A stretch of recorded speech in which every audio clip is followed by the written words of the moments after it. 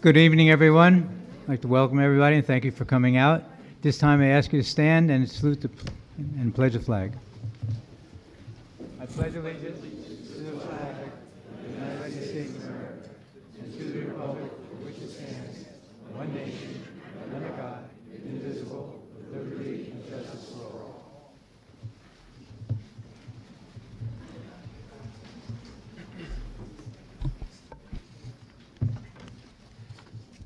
This meeting is convened in accordance with the provisions of the Open Public Meetings Act of New Jersey.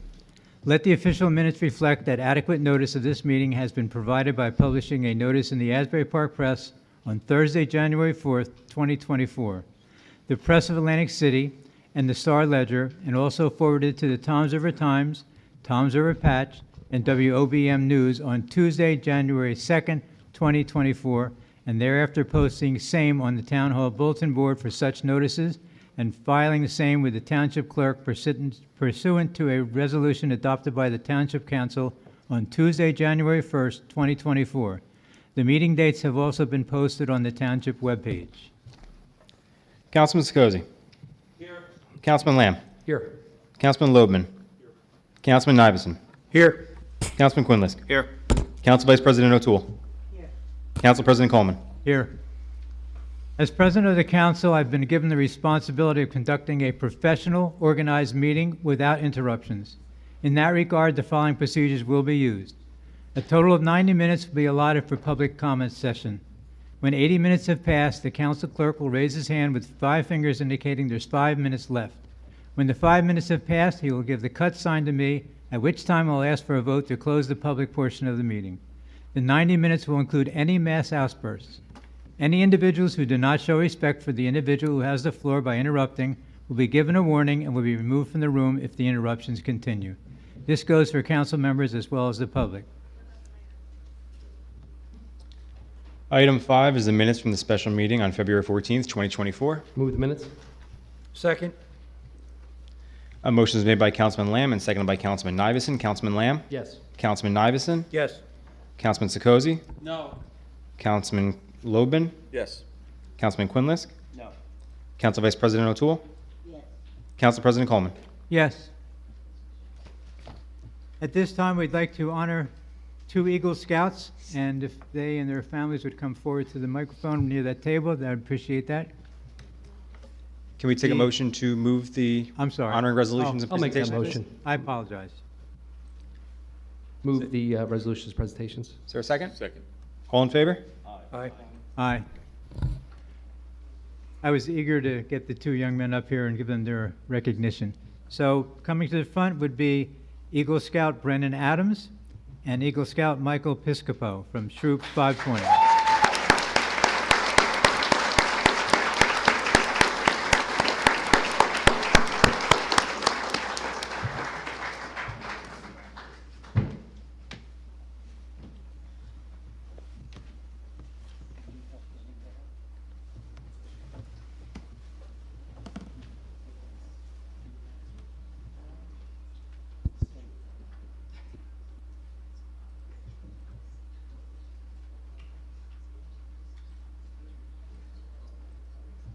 Gentlemen, it's a pleasure having you here.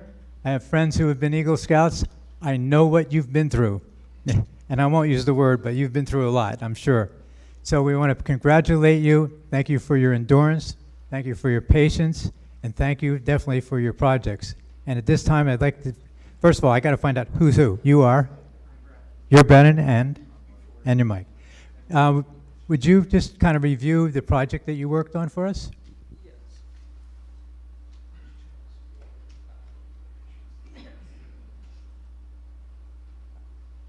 For my project, I went to a butterfly garden. I forget the name, but it was, it's for parents to have a brick placed for their kids if they've lost them before them, no matter the age. Huh? Oh, Compassionate Friends, thank you, Mom. Which does hold a special place in my own heart because my own uncle has a brick there. But I met with the owner, Mr. Bruce Jones, and talked about a possible project, and he requested bat houses to be made. And we made 2 bat houses on the smaller side, which can fit about 100 each.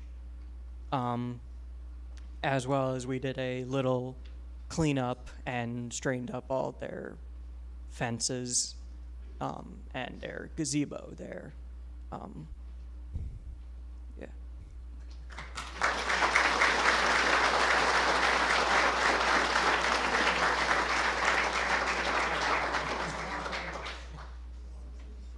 I'm surprised you can stand up with all those badges up.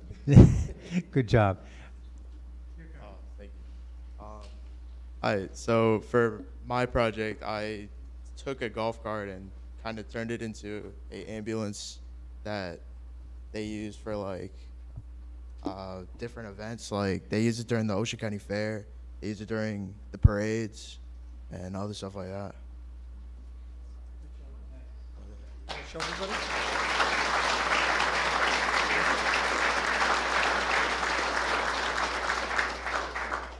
We're very proud to have you gentlemen as members of our community. And by the way, if you're free on weekends, I got some work at my house. You can come over and help me. No. But anyway, we're very, very proud of you. Like I say, I know what you went through to get your awards. And so congratulations and keep up the good work. All right? Congratulations.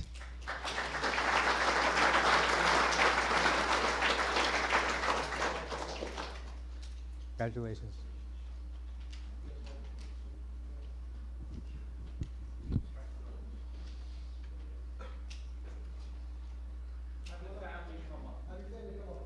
Families, come on up for a minute for a picture, please.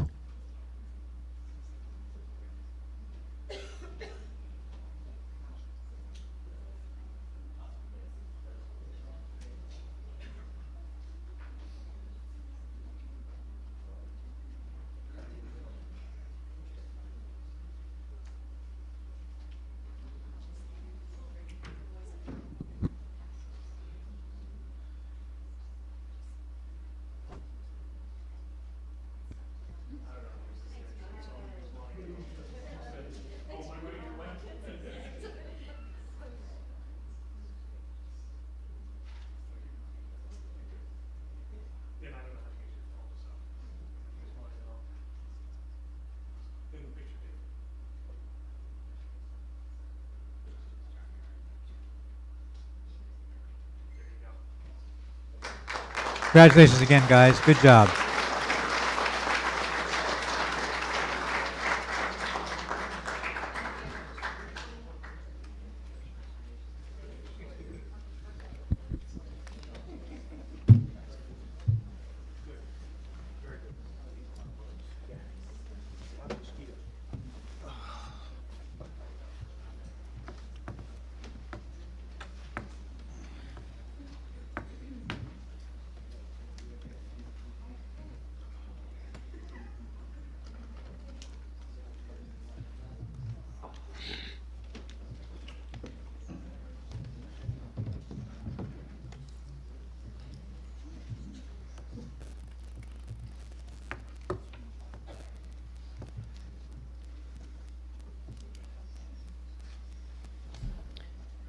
Item 7 is an ordinance to exceed the municipal budget appropriation limits and to establish a cap bank. NJSA 40A:4-45.14. This is a first reading.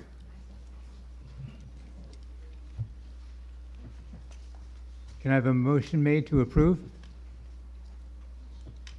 Make a motion to approve. Do we have a second? Second. Mr. Loebman, I believe I got a motion to approve by Councilman Lamb, and it was seconded by Councilman Nivison. Councilman Lamb? Yes. Councilman Nivison? Yes. Councilman Sekozy? I vote yes, but there were certain people that always voted no on this, and I didn't understand why over the years, but I vote yes. Councilman Loebman? Yes. Councilman Quinliss? Yes. Council Vice President O'Toole? Council President Coleman? Yes. Item 8 is a resolution of the Township Council of the Township of Toms River, Ocean County, New Jersey, authorizing a non-fair and open professional service contract with Bowman and Company LLP for financial and budgeting consultant services in a total contract amount not to exceed $25,000. Move the resolution. Second. A motion was made by Councilman Lamb and seconded by Councilman Loebman. Councilman Lamb? Yes. Councilman Loebman? Yes. Councilman Sokozy? Yes, and it's another Democratic agency. Councilman Iveson? Yes. Councilman Quinless? Most of the work for this is usually done by our own CFO, so this price seems like it's way out of line, so I'm gonna have to vote no. Council Vice President O'Toole? Council President Coleman? Yes.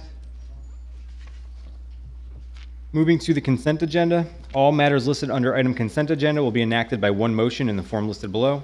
There will be no separate discussion of these items. If discussion is desired on any item, that item will be considered separately. Does the public have any resolutions they would like? I'm sorry. Does the council have any resolutions they would like to be held for a future vote? Yes. I'd like a discussion and roll call on G, J, GG, and II, please.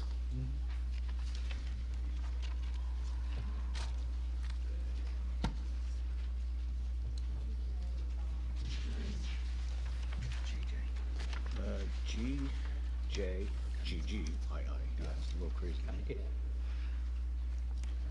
Jim, you said aye. Why'd you jump over Yes. I like that? Did I miss I? No, you got it, but you went to GG, then I. No, it's II. Oh, I. Didn't hear it.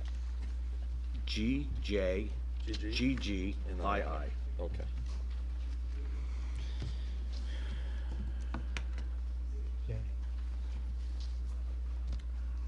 Just to clarify, I have down G, letter G, letter J,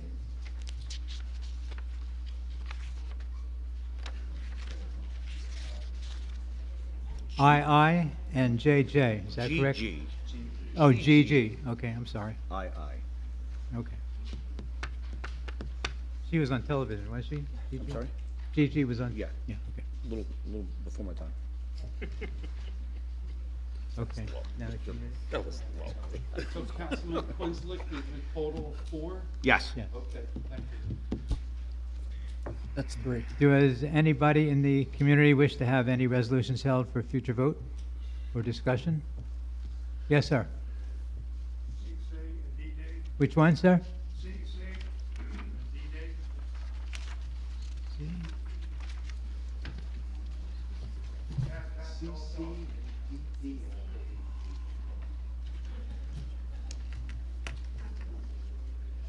He said CC and what? DD? Okay. I saw somebody in the back. Yes, ma'am.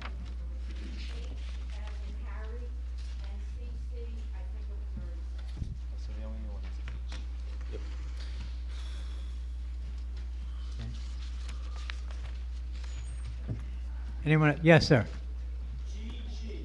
I think that's been called. If I- That was already called, sir. Anybody else?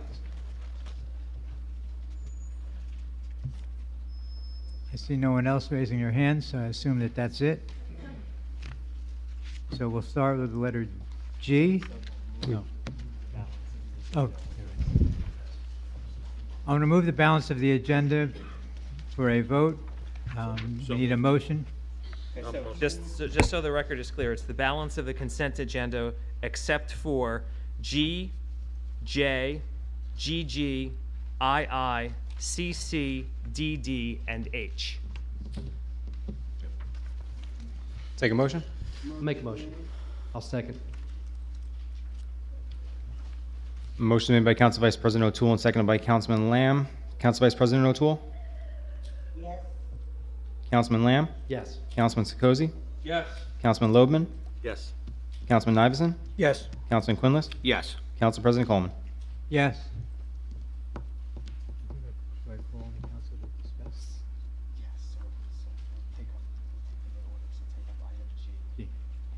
Okay, we'll start with item G. Was that you, Jim? Yes, sir. Okay. This was already, if I remember correctly, was already put out to bid, and the bids were already accepted. And I'm wondering why we're backtracking on it. Council President, may I answer Jim's question since this comes from administration? Go ahead. So the reason, Jim, is the bids came back and were actually approved, but by the prior administration, but they were like $500,000 to put vinyl siding on the back of the Shogun.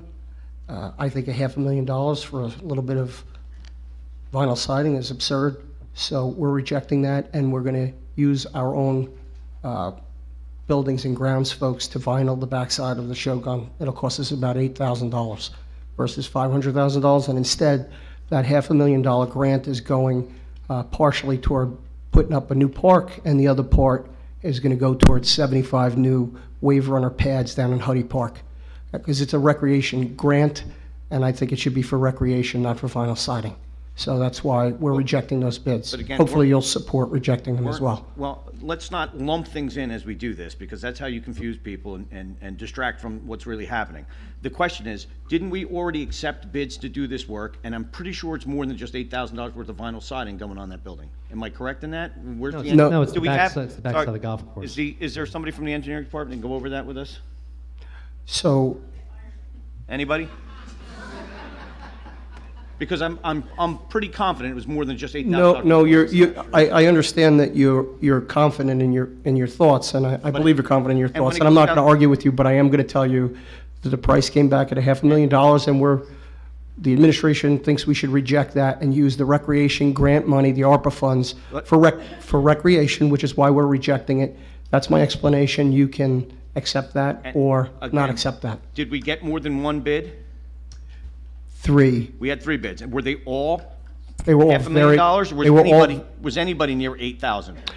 no one was near 8,000. One, I believe, was close to 400,000. The other was in the high 4s, and the other was in the high 5s. So it sounds like a competitive bid went out, and we received competitive results. It doesn't sound very competitive, but, Well, if you had somebody that you're telling me 3 people were $100,000 and one guy was 500, and we gave it to the 500, I'd agree with your argument on it. well, But I'm sure there's more to it than just $8,000 worth of vinyl. well, siding. as I said, we don't believe that it's worth spending that money on that, and we think we should be using that money for recreation.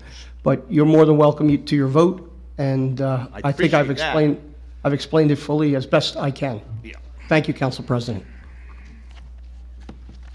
Okay, I'd like to take a vote on item G.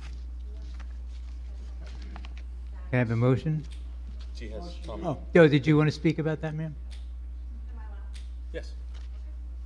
I'm sorry. My name is Janet Lang. I live at 37 Cedar Drive, and I believe that the bid contract was to provide vinyl siding on the entire building, if I read the bid properly, not just one side of the building. So I believe that that should be put on the record properly, whether you still want to move forward or not. Again, that's up to you, but I think the public should know that the bid was not for one side. It's for the entire building to be resided, and I believe it hasn't been done. I don't want to in step on tw- administration, In but- 20 But the years. back end was the part that was severely damaged that needs to be remedied. And yet, the mayor, while looking at this, administration, while looking at this, decided that why do the whole building if the whole building doesn't need it? I believe in that too. Why fix something that's not fine, broke? but Yeah. also, you're interrupting me without permission. So, just pointing that out, it's a violation of the Open Public Meetings Act to interrupt me, unless you are recognized by the president. So, I just wanted to straighten that out, and it was not for just some damaged siding. It was to preserve the building. As buildings age, they need maintenance, okay, to be kept up and maintained properly.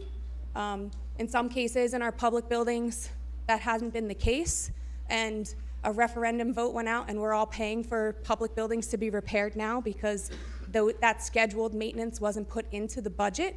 Something like this, which is regular maintenance for regular upkeep for a public building, may occasionally be needed. So that's all I have.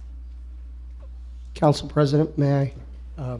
I just want everybody to know that Ms. Lang, I believe her boyfriend was the former recreation director, That's irrelevant. Wait a minute. was the recreation director, but that does not make you an expert on what was going on. Let's not go there. The comments have been made. Excuse me. The comments have been made. Let's end the discussion. Let's take the vote. More comment? Oh. Okay, Mr. Williams, come on.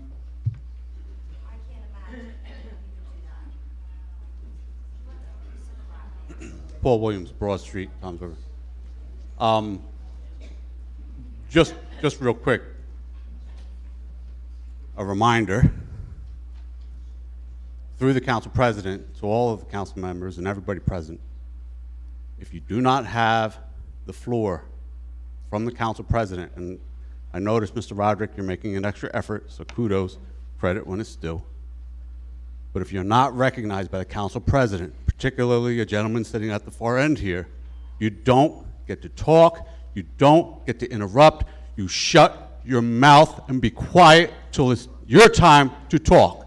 Thank you. And there you go again, shut up. Thank you. Why do we have to put up with this nonsense? Now, Thank you, Mr. Williams. Mr. Williams, right now, to the matter on Mr. the, Williams, we're dealing with a resolution. You the made matter your of the or- point. to the- You made your point, sir. to the Please matter sit of the down. ordinance, to the matter Please of the, sit, there's no ordinance we're discussing, sir. to the matter that There's has. no that- ordinance we are To the discussing matter at that this is time. open for the discussion Please right sit now. down, sir. Please sit down. You're not going to let me talk. You're not talking about the appropriate thing. Mr. Molino, would you like to advise the council president or no? You've already spoken. I mean, do you have a comment on? Do I have 5 minutes or Do you no? have a comment on this specific resolution? I do. Words have to be germane to the resolution. Then speak about the resolution. Thank you. That's what I was asking for. To the point of the resolution, pardon me, I referred to it as an ordinance. Ms. Lang made a very important point for all of the council members that they should take into consideration. We've heard from the mayor of what his intentions are. And his narrative is that it was only for one side of the building, the back side of the building, when in fact it is not only for the back side of the building. I caution the council members, as I'm going to caution you very often.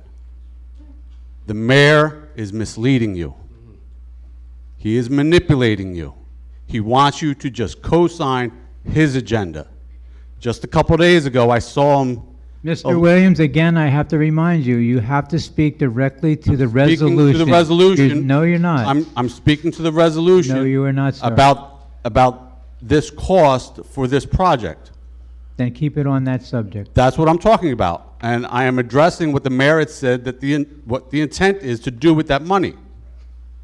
I get it. He has an idea in his mind of what he would rather be doing with that money versus what the money has already been approved for. Just a couple days ago, I saw him with the guys from Easy Dock walking across the street to the waterfront there. That's what they, and again, keep your mouth shut.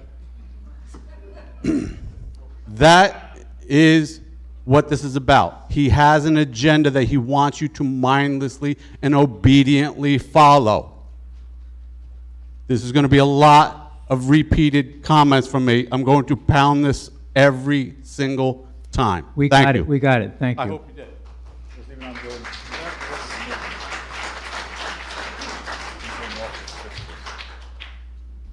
Please take the vote. I move to table. Motion has been made by Mr. Motion to table was Table. made by Councilman Quinlisk. A motion to table this resolution was made by Councilman Quinlisk and seconded by Councilman Sokozy. Councilman Quinlisk, Yes, table. Councilman Sokozy, Yes, table. Councilman Lamb, No. Councilman Loebman, No. Councilman Nivison, No. Council Vice President O'Toole, Council President Coleman. No. Can I make a comment at this point? Yes. My understanding is that it was originally for the whole building to be done. The only part of the building that really needed it, and needed it, I would say, really badly, was the back of the building. I looked at it myself when I saw what was going on. I saw the number. I said, really doesn't need to be done at this point. It's not that somebody told me that they were going to do this. It's that I made a decision myself. And I'm getting tired of being told to shut up and all of that. It's just not necessary. In a meeting like this, if you can't keep the proper decorum, you shouldn't be allowed to speak, because that's just ridiculous every time. Yeah.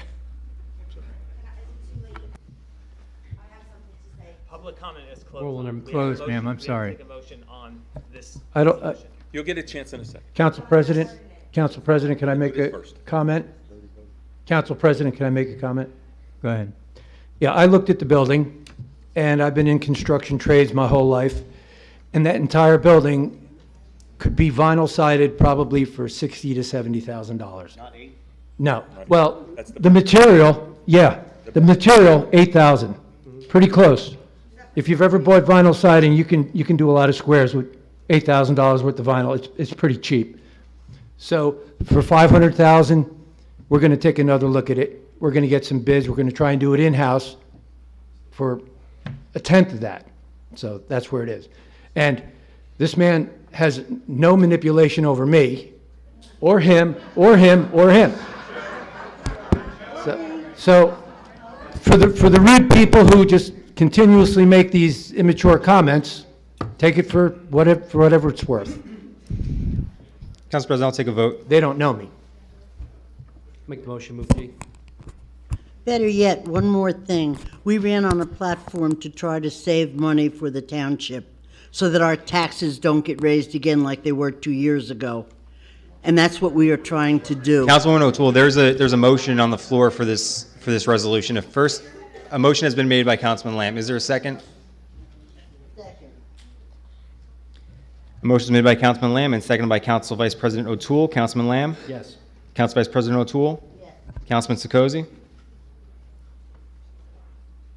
I also looked at the building, and I don't know what the plans were for before, how many squares, but that whole building needs to be replaced, and that price includes metal bending, the top of the roof, the sides. Councilman Sikosi, your vote, please. I vote no. Thank you. Councilman Loebman? Yes. Councilman Iveson? Yes. Councilman Quinlisk? No. Council President Coleman? Yes.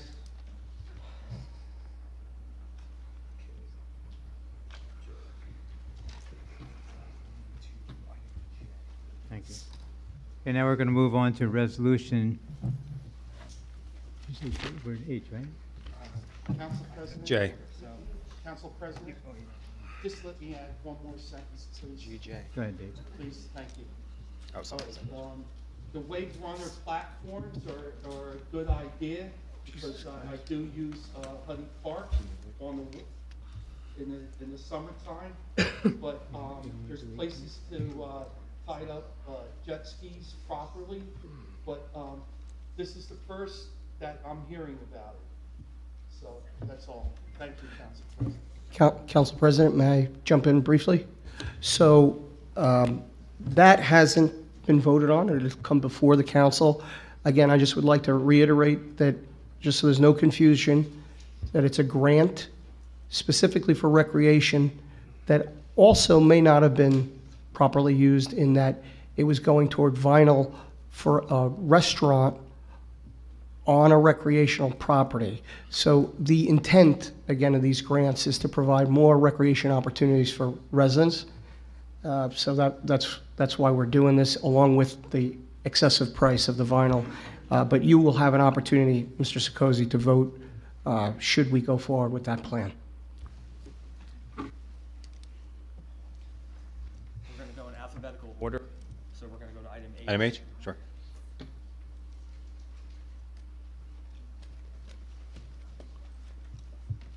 Is there a discussion on H or just a roll call? Any Somebody in the discussion public, on If anybody has anything on H? H? Come on Yes, up. sir. Please come up. Come on up. Come on up, sir. Oh, I'm sorry. I thought the It's guy hard to raised his see hand. back there. He raised his hand for her.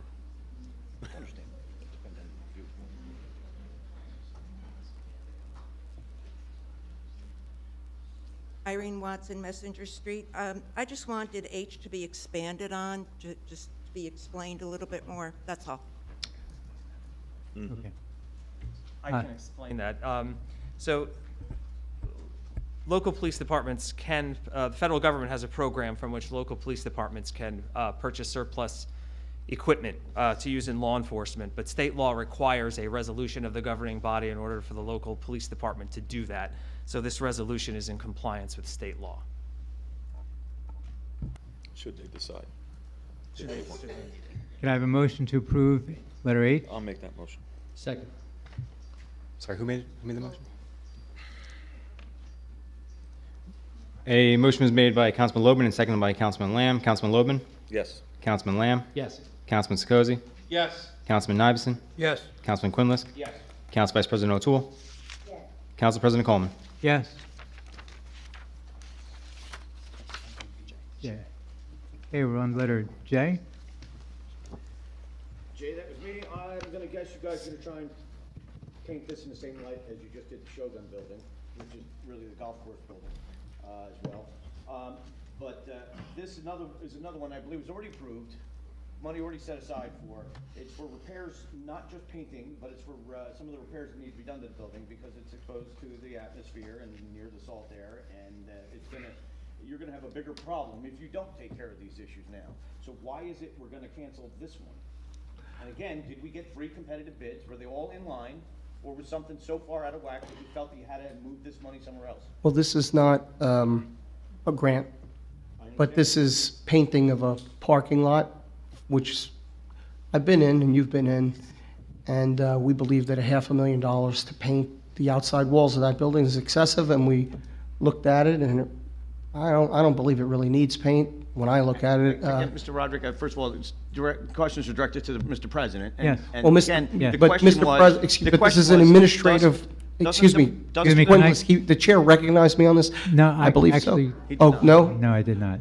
Okay, In all honesty, I did not. okay, then go ahead, Um, Council President. So again, Jim- I'm gonna say that it's beyond just paint. It's not just paint. If you don't repair a building before you paint it, or even after you paint it, you're gonna have a problem with the underlying structure of the building. Why is it from a paint Jim- company, So- Mr. Quinlisk? So did we? What didn't kind of we- problem? What kind of problem we're gonna have? Excuse me. Didn't we have the engineering department review the project? Didn't they spec the project? Sounds Isn't like there you're more- protecting a friend, a contractor friend. That's what this sounds like. Both of these Enough. sound like you're protecting people that were going to get $500,000 to paint a few walls. Enough. That's what this sounds like. Who are you protecting, Mr. I'm Quinlisk? gonna That's tell you, enough. I'll tell you right now, my friends are the residents of Tom's River. Not just a few, but all of them. So, I ask you again, Jim, can I just make a Allowed statement? group Can of- I make of a, the people engineer's that don't report. represent Can I- the 71% of voters. Mayor, who- enough, please, let me speak. I'm so happy you got those 13,000 people to vote. Let for me you. speak. Make a motion Very for Jay, proud. please. Make a motion for Jay. Sounds like you're protecting a contractor. Motion. Jim, I just want to say. I don't know who you think I. Jim, can I talk, Who would I please? be protecting? I don't know the painting contract. Jim, may I speak, Doesn't please? seem Yes, like I'm that. sorry, Mr. Thank you. I will tell you that because of what happened to me the last meeting, I took the time to do a thorough walkthrough of the garage, inside and outside, and there are some repairs that need to be made, nothing significant. And honestly, from my experience, I built my own house in the Poconos, did all the painting, sheetrock. I mean, I have a lot of construction experience. And I will tell you, I think the building could definitely use a good power washing. I agree with that. But I think the paint on the building is pretty stable, really do. So I'm just telling you, I did take the time to walk through and take a look from the inside and outside. With all due respect, I think there was an engineer's report on it. Not that somebody decided, I don't like the color, let's go with blue. I think it's far deeper than that. And then if you do paint it, yes, you power wash it first. So go back and look at the engineer's report on it, if there is one. Go back and look at the bids and see what they're gonna do. And if they're competitive, let's not cancel another contract and jeopardize something far greater than a few $1,000s on paint.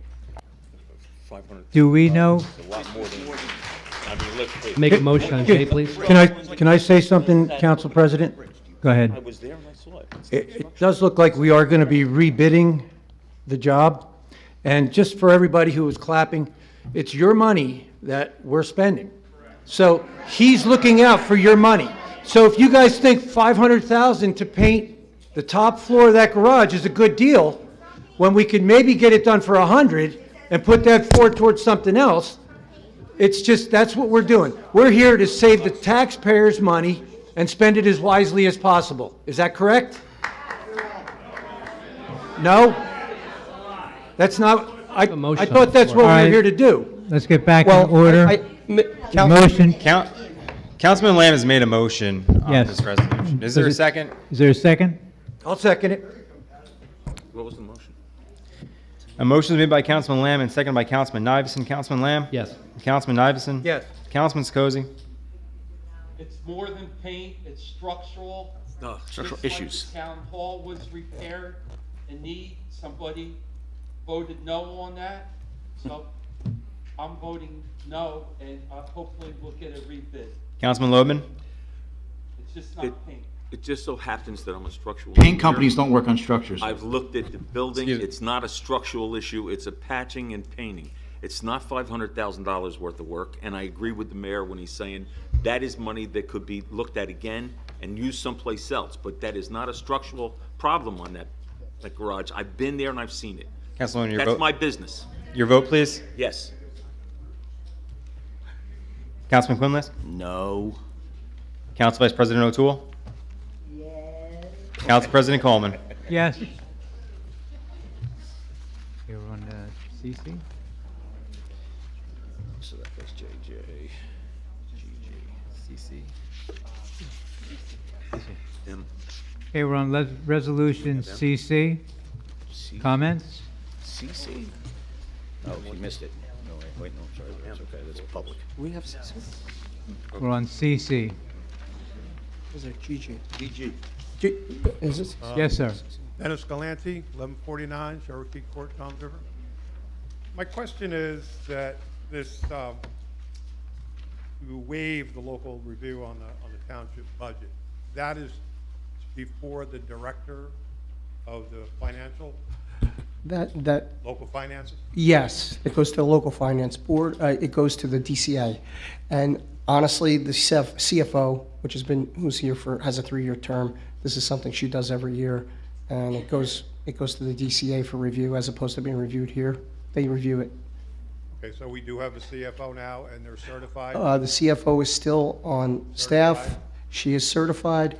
And tonight, because she is going to be leaving us tonight, we appointed Bowman and Company to act as a CFO while we seek new folks for that position.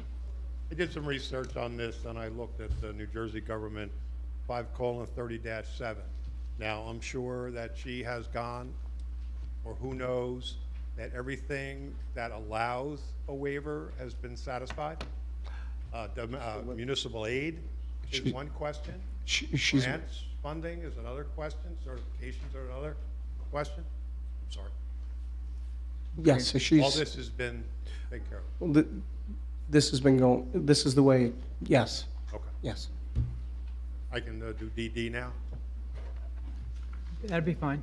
Okay. The resolution. Oh, wait a minute, that- sir, we have to vote on, We voted on DD. DD has passed already. Right? we need Stop. a motion to I approve. for it to be removed. Is it We're removed? still on CC, right? We're still on Still CC, so We need a vote. we need a vote on CC unless there are any more comments on it. Move CC. Second. A motion by Councilman Lamb and seconded by Councilman Loebman. Councilman Lamb? Yes. Councilman Loebman? Yes. Councilman Sokozy? I vote yes, but other people in the years before always voted no on this. Councilman Iverson? Yes. Councilman Quinlisk? Yes. Council Vice President O'Toole? Council President Coleman? Yes. Okay, now we're on DD, so sir, you're on. Okay. This is to enable, to allow an amendment to the temporary budget? Is that what this is? Or is this to approve an existing amendment? This is an extension of the temporary. Sorry? Well, I know, Ms. Tremolin, you keep yelling out that I'm not the chair, but these are questions, excuse me, these are questions for. Hold, Mr. Williams, you're out of order. Mr. Williams, you're screaming You're in a out of- meeting. Will you please remove this gentleman from the room, officer? Please remove this gentleman from the room. Thank you. Please. Sorry, Mr. President, if you're going to be calling him out for interrupting, shouldn't you also be calling out the mayor for interrupting out of order?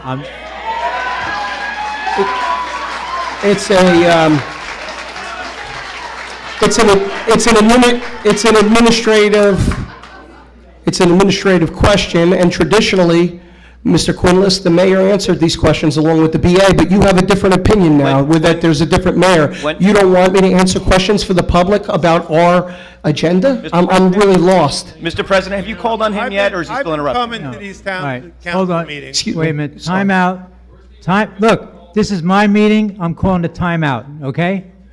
Sir, you're still at the microphone. If you have additional comments, make the comments, and then I'll recognize the council member and the mayor to make comments, okay? I'm trying to get answers from the mayor.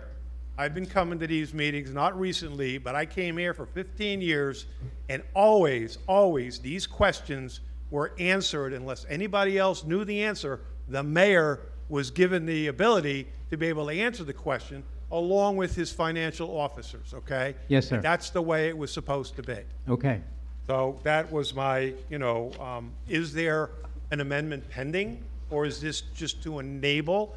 And is this a temporary budget that's already been crafted? And is this budget online? Okay, All right, Mr. Mayor, you have the floor. thank you. I'm sorry, the extension of the temporary budget is there until we get the budget. So basically what they're doing is they take a piece of what last year's budget is, and they calculate it based on a quarter, and that's all that is. Is this for view from the public, the temporary? You budget? can, you could always open everything, but, it, Well, shouldn't it just be online as all it, other?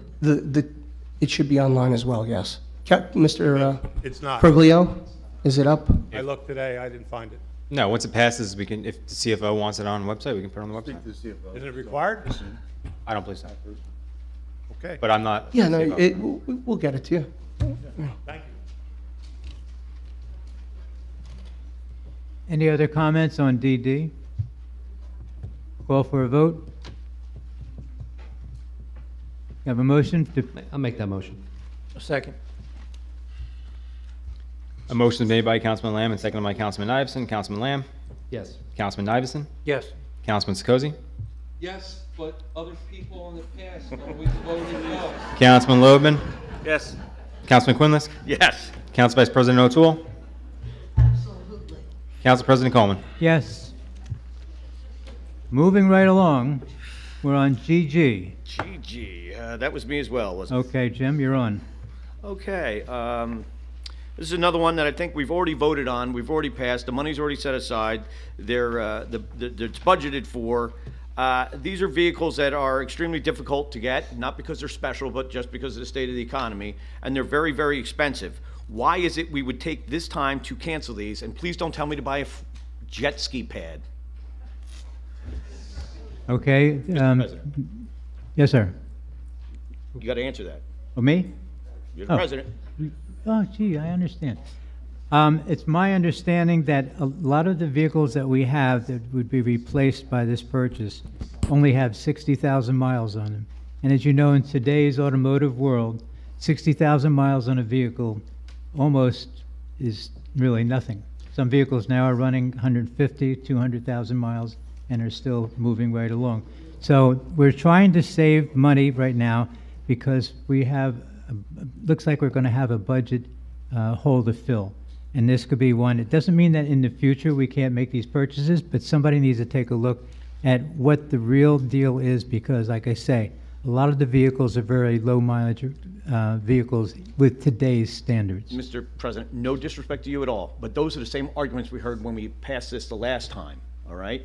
It's not just the miles on a work truck, it's the hours on it. It's the abuse the truck gets carrying things. And the fact that it takes so long to get them right now, and the fact that that they're so expensive means that if you cancel this today and order it again tomorrow, the clock starts all over again trying to get these vehicles. So Council President, why point of do order, we please. have, when we were left on December 31st with a balanced budget, why is it we have to cut everything, especially when this was already accounted for in last year's budget? Mr. President. Council President. I point of gave order, you please. my insight, Jim, and that's the best I can do. Okay, if somebody else All right. wants to speak, Yes. Of course. please, Jim. Dan, I think John. you'd better served as the president instead of the mayor. No, John wants. Mr. Jim, Quinlisk, I have the floor. Mr. Quinlisk. We have, John we wants have to 10 speak, to not 12 the vehicles mayor. right now in the parking garage at Town Hall that aren't being used, that can be used and replace these vehicles. There's no reason why we need to waste money and purchase brand-new vehicles when we have other vehicles that can be used for the same purposes. We're here to save the taxpayers money, and that's exactly what we'll do. We're also here to keep the town rolling. No pun intended there. It's not going to roll very far if we're way over budget. Again, we don't have a budget. You haven't had a budget meeting. We're working on guessing you might have a $3.4 million shortfall. We're Okay. guessing at that. I'm going All to right? close And this if this is already discussion at budgeted this time. for We can in last revisit year's- it. We can last year's revisit it. budget, You no not longer this have the year's. floor, thank you. We can revisit it later. Please take a vote. Sure we will. All right, calm down, calm down. Yes, sir, come. Comment, come up. There's a motion and a second on the floor. There's a motion and a second on the floor. Council President. There's a motion and a second on the floor. Is that correct, clerk? Was there, I didn't hear. I didn't catch any, He I don't tried to know. rush it in before people got a chance to speak. He didn't realize that you were. All right, let's go. Hi, Phil, how you doing? Good, how you doing tonight? Good. Phil Brilliant, 79 Holly Tree Lane. Just a quick comment. As a commissioner at the MUA, we plan our vehicles, and I will tell you, we plan a year ahead, because right now it takes that long to get these heavy-duty vehicles in. If you cancel, what I would, a first recommendation is, maybe look at delaying delivery as opposed to immediate cancellation if you think you don't need them. But I will tell you, based upon the backlog and where we are, it took us a year to get one pickup truck. So just to have that in mind as you vote tonight. Thank you. Hi, Chris. How are you, Mr. Coleman? Not bad, yourself. Are these also police vehicles also? No. They're not. None of these vehicles, because it says you're canceling a contract regarding Pellegrino Chevrolet, and it says police department. Am I right about this? Or it's not police department vehicles? It's not a police car. It's a general term for all the cars. But it does say the police department, that's why I'm asking. It's not for a police I just car. wanted to answer. It's not a police car, but it is a police vehicle, too. So the answer would be, we're gonna cut police vehicles. Is that No, they accurate? can take one of the ones in the parking lot, Mr. Raymond. There's There's- 12 of them Plenty downstairs. of vehicles that have barely any miles on them. They could take one. They're brand new. Mohill bought tons of them. They're downstairs, So- first and second floor. Anybody It wants to seems take to a be that the drive. prior administration bought a bunch of vehicles on their way out and tried to leave it on our dime, and we won't let that happen. And it also seems that Can there I are say certain still- folks that are trying to protect those All right, contracts please, for please let, special interests. please let the speaker have the floor back. Go ahead, Jerry. So since Valentine's Day, and I am sticking on the topic, I'm still trying to understand as to why we cut police positions. And I understand you want to hire EMTs. If you're going to cut the police department, and then you're going to cut the police vehicles, well, how are they ever going to get to a call? I don't understand this. Well, he tried to explain to you, and I I heard did his go, I did go commentary. visit. I don't agree with it. I visited the garage myself. You did? And I saw, yeah, I did. And I Okay. saw the vehicles that he's referring to. Over here. Very nice, yes. So there's police vehicles over here now? There This are isn't for a vehicles police there car. that can be used by the police department. Okay, all right. Thank you, Mr. Coleman. Welcome, Chris, Appreciate thank you. Yes, sir. How you doing? Jim Wright, 829 Ethan Court. I can tell you from experience, I'm a retired chief of police from Garwood in Union County. I've done purchasing of vehicles.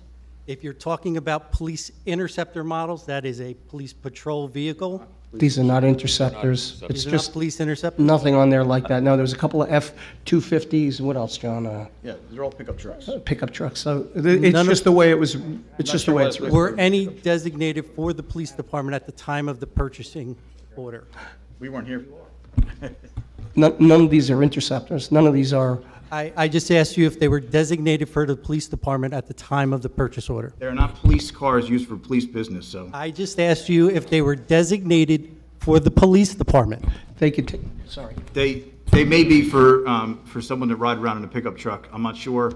I would say yes. Can I get a yes or no on a simple question? No. It's not that Were simple. they designated It's not that for the That's police simple. department?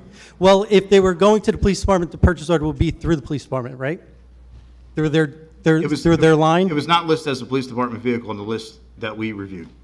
the list that you reviewed. Yeah. So you could be wrong, though. No, the vehicles I that don't know were, what- All right, I'll just. the I'll the just vehicles digress that were and I- canceled, the vehicles that were canceled were not police vehicles. There were no interceptors. If somebody wants a vehicle, we just gave one to EMS, we gave one to another department. There are a lot of vehicles downstairs. And I'm very familiar The with police that. department, if they want another vehicle, could come take another vehicle. I'm very familiar with trying to Where save did money. I'm sorry, go ahead. Well, I already said it. You can review that in a minute. Gotcha. I got one more point on purchasing. With all vehicles, whether they're for the police department, pickup trucks, or anything else, turnaround is a good 18 months. If you're kicking this can down the road for another year, we're talking 30 months before you will see a vehicle in this town. So if you're talking about a car with 60,000 miles on it, it'll be pushing 90. Now you're talking about increasing your maintenance costs. So you're only kicking the can down the road, and you're going to cost a lot more money in the long run. It's not going to help.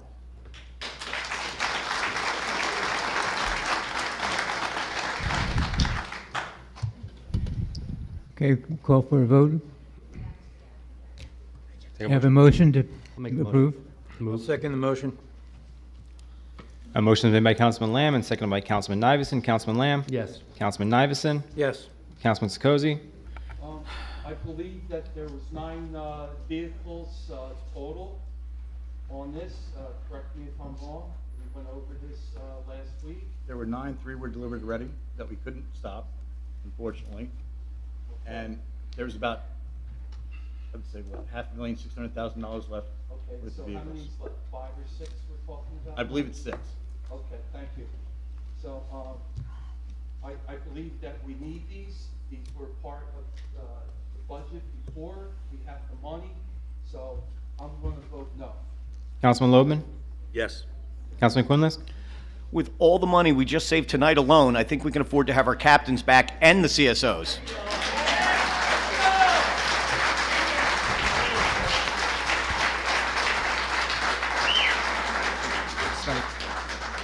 Delaying these purchases is very short-sighted and not very well advised. I say no. Council Vice President O'Toole? Council President Coleman? Yes. Resolution II. Is that you, Jim? Yeah, sorry.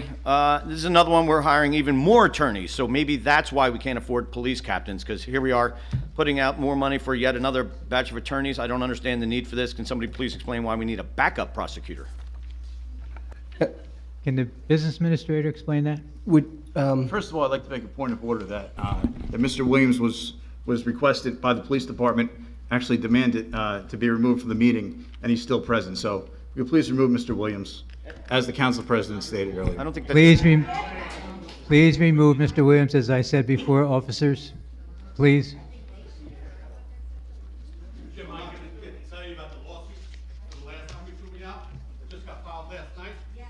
So I don't get excited that the judge is gonna have to hear from you or you on March 15th. You'll get served tomorrow. Don't worry about it.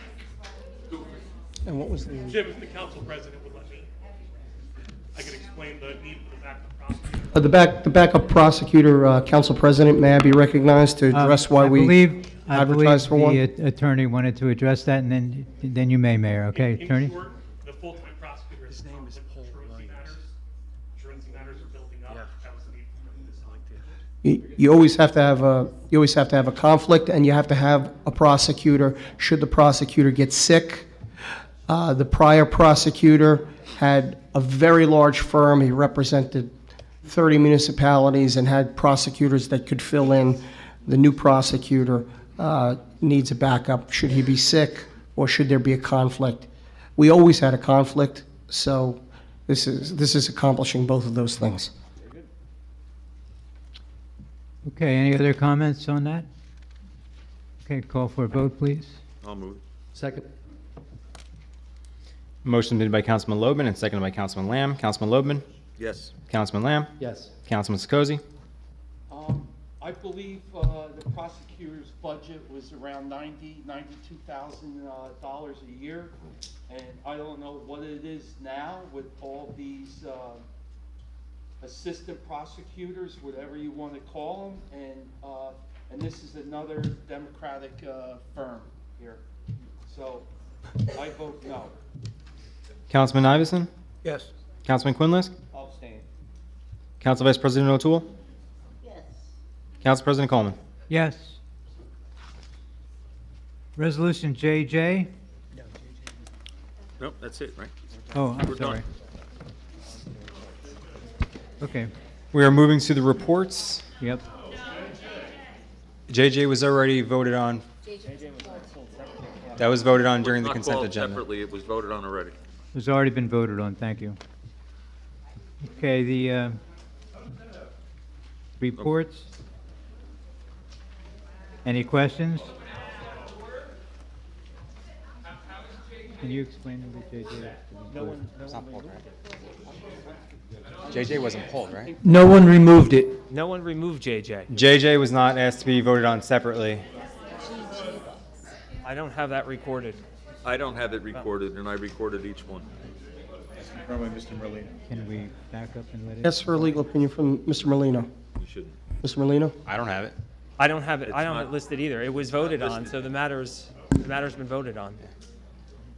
So we're moving to the reports. What was JJ that they're so concerned about?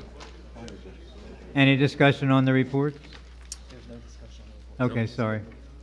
Take a motion. Move it. Need a motion to approve the reports? Motion to move reports? Second. A motion is made by Councilman Lamb and seconded by Councilman Loebman. Councilman Lamb? Yes. Councilman Loebman? Yes. Councilman Sikozi? Yes. Councilman Iveson? Yes. Councilman Quinlisk? Yes. Council Vice President O'Toole? Yes. Council President Coleman? Yes. Moving to the on. approval of the bills. Take Have a on motion the to bills. approve the bills? I'll make that motion. Do we have a I'll second? second the motion. A motion is made by Councilman Loebman and seconded by Councilman Iveson. Councilman Loebman? Yes. Councilman Iveson? Yes. Councilman Sikozi? Yes. Councilman Lamb? He abstained from all bills payable to Borough of Lavalette. Also abstained from all bills payable to City Hall, Zappel, and Zabarski. Also, bill number 24-00797, payable to Dasty McGuckin, Attorneys at Law. And bill number 24, abstained from bill number 24-01031 to magistrate salaries, and yes to the balance. Councilman Quinlisk? I just have to abstain from Remington Vernick Engineers and yes to the balance. Council Vice President O'Toole? Yes. Council President Coleman? Yes. Elected officials' comments. Do we start this end and we'll work down? So, Councilman Lamb? Thank you, Council President. This will be brief. I just want to thank the Business Administrator, John Solanas, and Carl DeLeo, the tax collector, for providing us with the tax collector's annual report. Gives us a snapshot.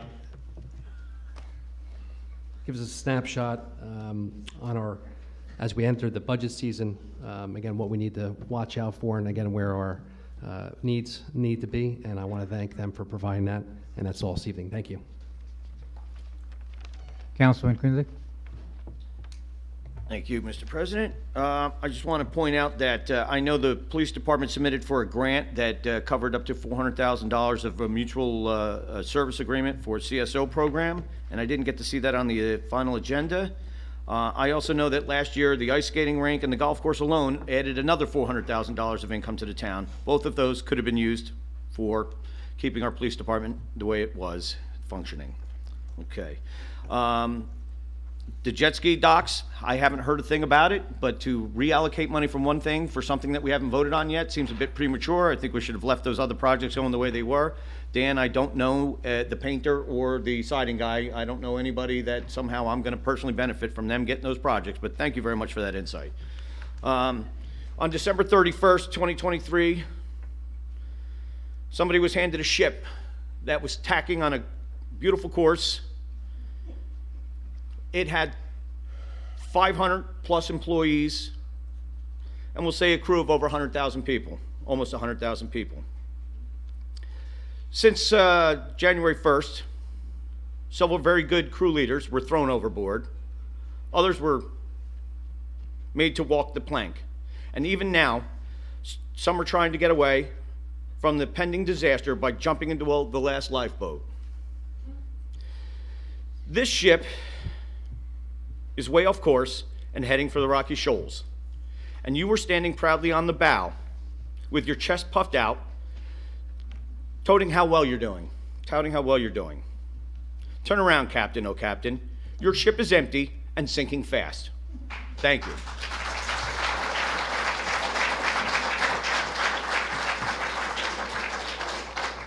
Councilman Logan? I wouldn't even know what to add to this. I have no comments. Okay. Councilman Iverson? I just want to reiterate, we're here to save your money, and we're spending your money. So you guys want to clap when wasteful things get turned down? I can't understand it. It's just not how I was raised. I've worked 3 jobs, 40 years, probably work till I die, because I don't have a retirement or a pension. I just got health benefits I didn't even know I was going to get when I volunteered for this job. So now I can die and I'll be covered. But anyway, so Oh, thank you. So you want me to die? Good. Oh, okay, excellent. That's really nice. Wonderful, So- wonderful thing to Yeah, say. that's very mature. So we're spending your money, so if you want us to just blindly vote these completely wasteful projects in, like Quinnslick, I don't know what skin he's got in the game with these things, but $550,000 for vinyl siding on one side of a building, to me, that's excessive. We're gonna revisit that. It's gonna get sided. So we'll take that 400,000 savings, put it towards other things. 535,000 to paint the top floor of this parking garage? Insane. I'm not gonna vote yes. And I don't know why he's so passionate about some of these things. I just can't figure it out. Anyway, that's all I have to say. We're trying to save your money, okay? So the taxes don't go up. Because everybody's always complaining, we have the highest taxes. That's what I'm here to do. I'm spending your money as wisely as I can. He has no control over my vote. Believe it or not. Maybe my wife does, but that's about it. Okay. Councilman Chakosy? First, I want to thank everyone here for coming tonight. This is your town, and if you don't speak up, if you don't come, then more bad things are going to happen. I know it's late, and we all have lives and children and things to take care of, but you got to come to these meetings. It's so important. And I know Jim is grateful also, and so am I. I just want to mention that the town, as I understood it, we got a $1 million grant for the boardwalk in Ortley Beach, and I hope we could finish up the paperwork and get that in so we don't lose it.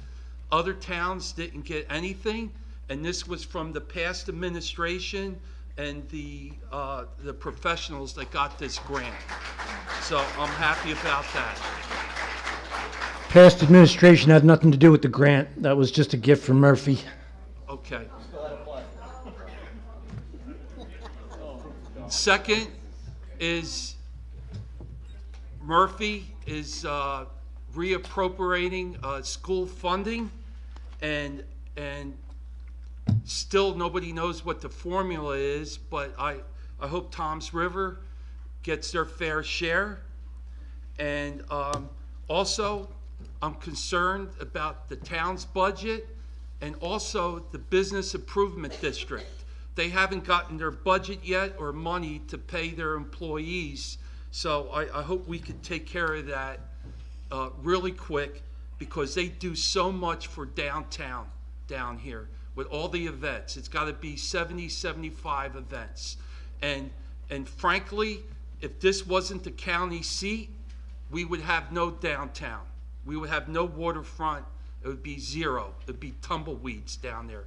Look at the businesses that have gone, but look what's happened in the last couple years. We do have a surplus in our budget. I believe it's about $17.5 million in the budget, okay? And then lastly, this evening, and I'm still shaking about this, is that we had to sign, every once in a while, we sign resolutions and proclamations, and buried on the bottom of this packet, and I don't believe anybody up here read that one proclamation, pardon me, is to Ron Hubbard, the Dianetics Scientology, doing a proclamation on his birthday and to the fund. I refuse to sign that. I wouldn't sign that if my life depended on it. I don't know what it was about, but oh my God. So that's all I have to say. Thank you. Good evening. Keep coming. And it's in the package if anybody wants to see it. Councilwoman O'Toole? I have a lot to say, but I'm going to save it for another time, because if I start, I won't stop. I am very disillusioned with all of the proceedings. I think Quite frankly, we have people here that are the loud majority while the silent majority doesn't come, and I wish they would. Everything that everybody tries to do because of who they are gets booed, gets razzed. We're here as servants for you, period. We're trying to do the best that we can with what we have. We're not gonna please everybody every time. We're not gonna please most of the people all the time. But we are trying. And I think that the people up here deserve a little bit more respect than what's been shown. And I'll leave it at that. Thank you.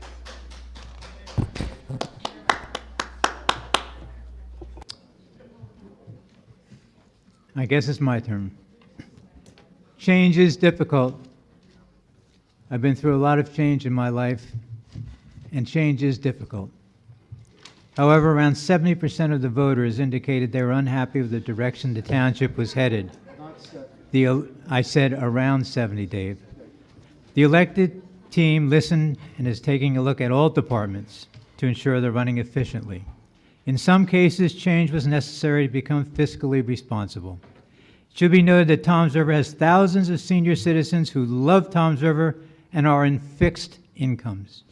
The team is mindful of that and are attempting to keep taxes as low as possible while meeting the needs of the community. We will be looking for ways that we can keep taxes in check. Thank you. At this time, I'd like to open the meeting to public comment. I remember it's that my, we- it's my, I'm sorry, Mayor. That's okay. I apologize. Mayor, it's your turn. I would just like to thank the council for supporting our agenda and also express that a lot of these folks that are yelling out and they're very loud and boisterous and they don't represent the majority of the folks in this town.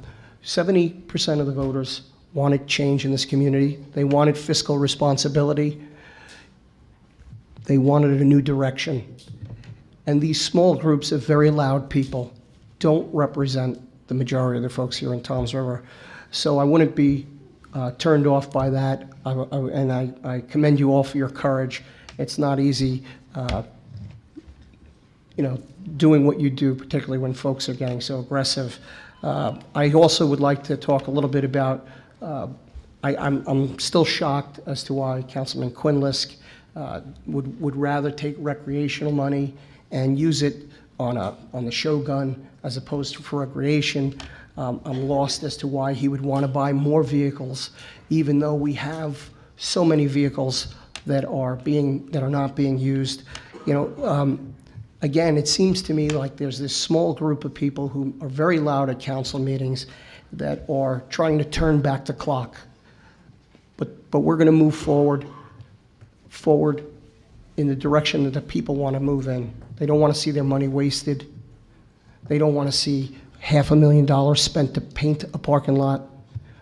They want to see the money in their parks, in their streets. They want their road raised. They don't want to walk through knee-deep water into their driveway. That's the kind of jobs, those are the kind of things that government is supposed to be doing. They're not supposed to be padding the pockets of their friends with high-paying contracts. And again, it's a very small group of people who are incredibly loud. But the voters spoke much louder. Thank you. I have nothing further. Thank you. At this time, I'd like to open the meeting for public comment. Yes, sir, come right up.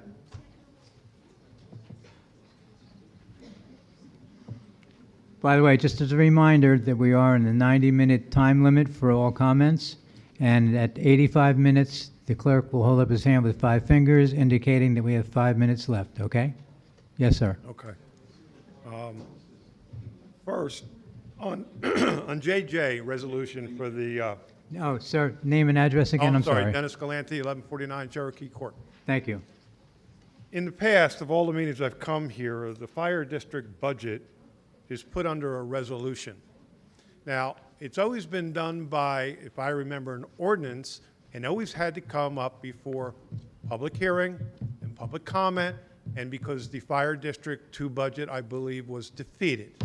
It's up to the council that you can take and remove X amount of money. I believe it's usually around $10,000. We did. And then you approve the budget. But why was it hidden under a resolution instead of brought forward for the public and public comment through an ordinance? Do you mind if I answer, Mr. Galante? It's actually, I'm new at this, and you're right, I have seen, I did not specify, we did cut $10,000 from the budget, or rather, Tim Carson, who can come up and speak on the matter, did cut $10,000 from the budget. He expressed that he needed to get this up because our next meeting isn't for a month, and asked if we could put it on. And since he removed $10,000 like he traditionally, like the fire district traditionally did, I gave the council president the go-ahead to put it on. I did not anticipate, and it's my fault, I did not anticipate that it would be in the consent agenda. Right. And it won't happen again. It'll be separate as it traditionally was. And so I apologize and I take responsibility for that. It's my fault. Is it required by statute that it is done by ordinance? And is this allowable, that hasn't violated a state statute, that it needs to become before the public? If it did, we'll put it back on. We'll look into it tomorrow. And if it did, we'll put it back on and we'll hold a special meeting. Okay. I went to the animal shelter today. 8 dogs, 3 cats. I was very impressed in the animal shelter. I was impressed the way it was run. I was impressed the way it was clean. I want to get rid of the rumor mill, and I'm trying to get down to the bottom of why the animal shelter should be closed. I'm against it. I'm against closing that shelter. I went on the budget. I tried to look for all the monies involved and what it takes to support that animal shelter, and I could not find it. Chair, Matt? Okay, so is that all right with you? Go ahead, Mayor. So, first of all, I went outside today and I told everyone that it is a rumor mill. There's never been a plan to close the shelter. There has been talks with the prior administration and with my administration about allowing the county to run it. When I first took office, as you know, Mr. Galante, I've always been the man on the outside, and I've been sitting in these meetings where people have complained about the shelter for 6 years, and I've gotten all kinds of complaints. It was the first weekend I was in office. I went down to the shelter. I went to walk into the door, and it was locked. A woman came to the door. She said, "We're by appointment only," then recognized that it was the mayor and invited me in. When I went in, it was filled. There was one empty cage, but it had a hole in the wall because an animal dug its way out through the sheetrock wall after being in there so long. And I asked for a spreadsheet about how long the animals were there. And many of the animals were there in excess of a week, in excess of a year, some of them 2 years. One animal was in there for 4 years. I reached out to folks in the press to see if I could get folks on board. I inquired about signage and things like that, with the goal being to get these animals adopted. We eliminated the fees. I sent Drew Chabot, who's an animal lover, but a really bright guy that I had intended on being a department head for the administration. I sent him down there. And if you watch, he's done a phenomenal job. We now have adopted most of those animals out, although we were totally full. There's also a rumor out there that, that the county is a kill shelter and we're not, and we're sending the animals out to be killed, and nothing could be further from the truth.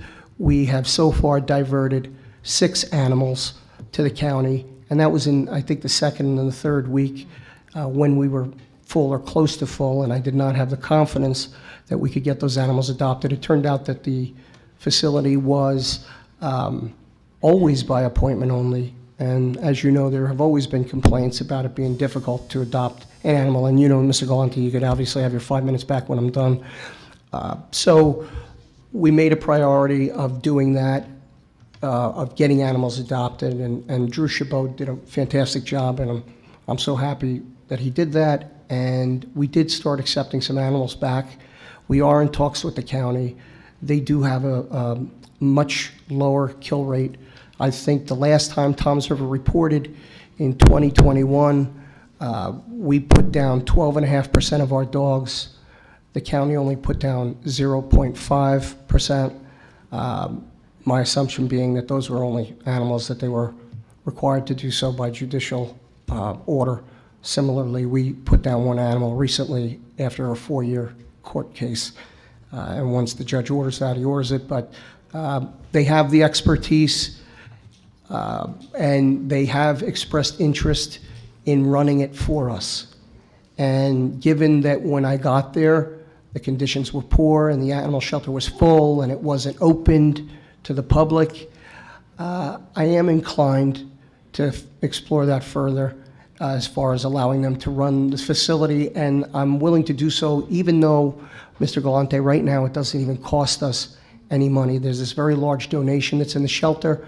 So we could run it for 2 years on that without even tax dollars, but I really want to make sure that whoever's running the shelter is doing a great job. And I'm not so sure, given my time on council, it's not that I'm not so sure, I feel like it was not being run well for years. In 2022, they never even reported to the state, so we don't even know what the kill numbers, the last set of kill numbers were. But I do know that the last year that we reported, an animal was 25 times more likely to be put down at the in Toms River than it was at the county. Just based on the 12.5 and 0.5% kill rates, an animal would be 25 times more likely to get put down in Toms River than at the county. And I know this is a passionate issue, and I know there are going to be people that are very mad at me, but I came in and I looked to do the right thing by animals. It had nothing to do with finance. It had nothing to do with good politics, that's for sure. And it had everything to do with making sure that these animals got adopted out, and I'm proud of what we've done. And I hope that answers your question. And Mr. Kruglio, could you please restore his 5 minutes? The problems in the past have all been solved. Now, again, went on the budget today, and I looked, and I tried to find any kind of expenses, how much it takes to run it. Now, $500,000 a year, I don't know. I can't find it. I want to see that. I want to see that. It's probably a little more than that, but it's based on $80,000 salaries for the, or 80 some odd thousand plus benefits plus pension payments for the 4 animal control officers, which wind up then about $1.30 or so each. And then you have other employees and you have the part-timers, but they don't really cost a thing. The part-timers, relative to the size of the expenditures there, are not a significant component of the cost. Can I get paperwork for all the? Yeah, you can pull salaries, or if you want, you know how to email me. I'll send you the salaries. Everything. I have this. You know me. I'm a data guy. I have all the spreadsheets. I have the spreadsheets of how long the animals were in there, and none of those were. That wasn't my data set. That was the prior administration's data set. So. Just got $1 million donation from a woman that passed. Okay, and I also saw in the expenses, $1,049,000 in a trust fund.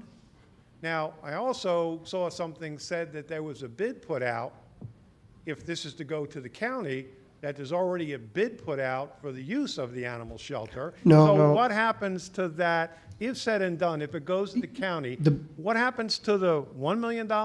And then what happens to the $1,049,000? Great questions. You always have the best. You always have the best questions, right? Plus all the donations. Okay, so the bid was not put out for the animal shelter. The bid was put out for animal control, because if the county took it over and decided to keep animal control, we would need animal control for our township, right?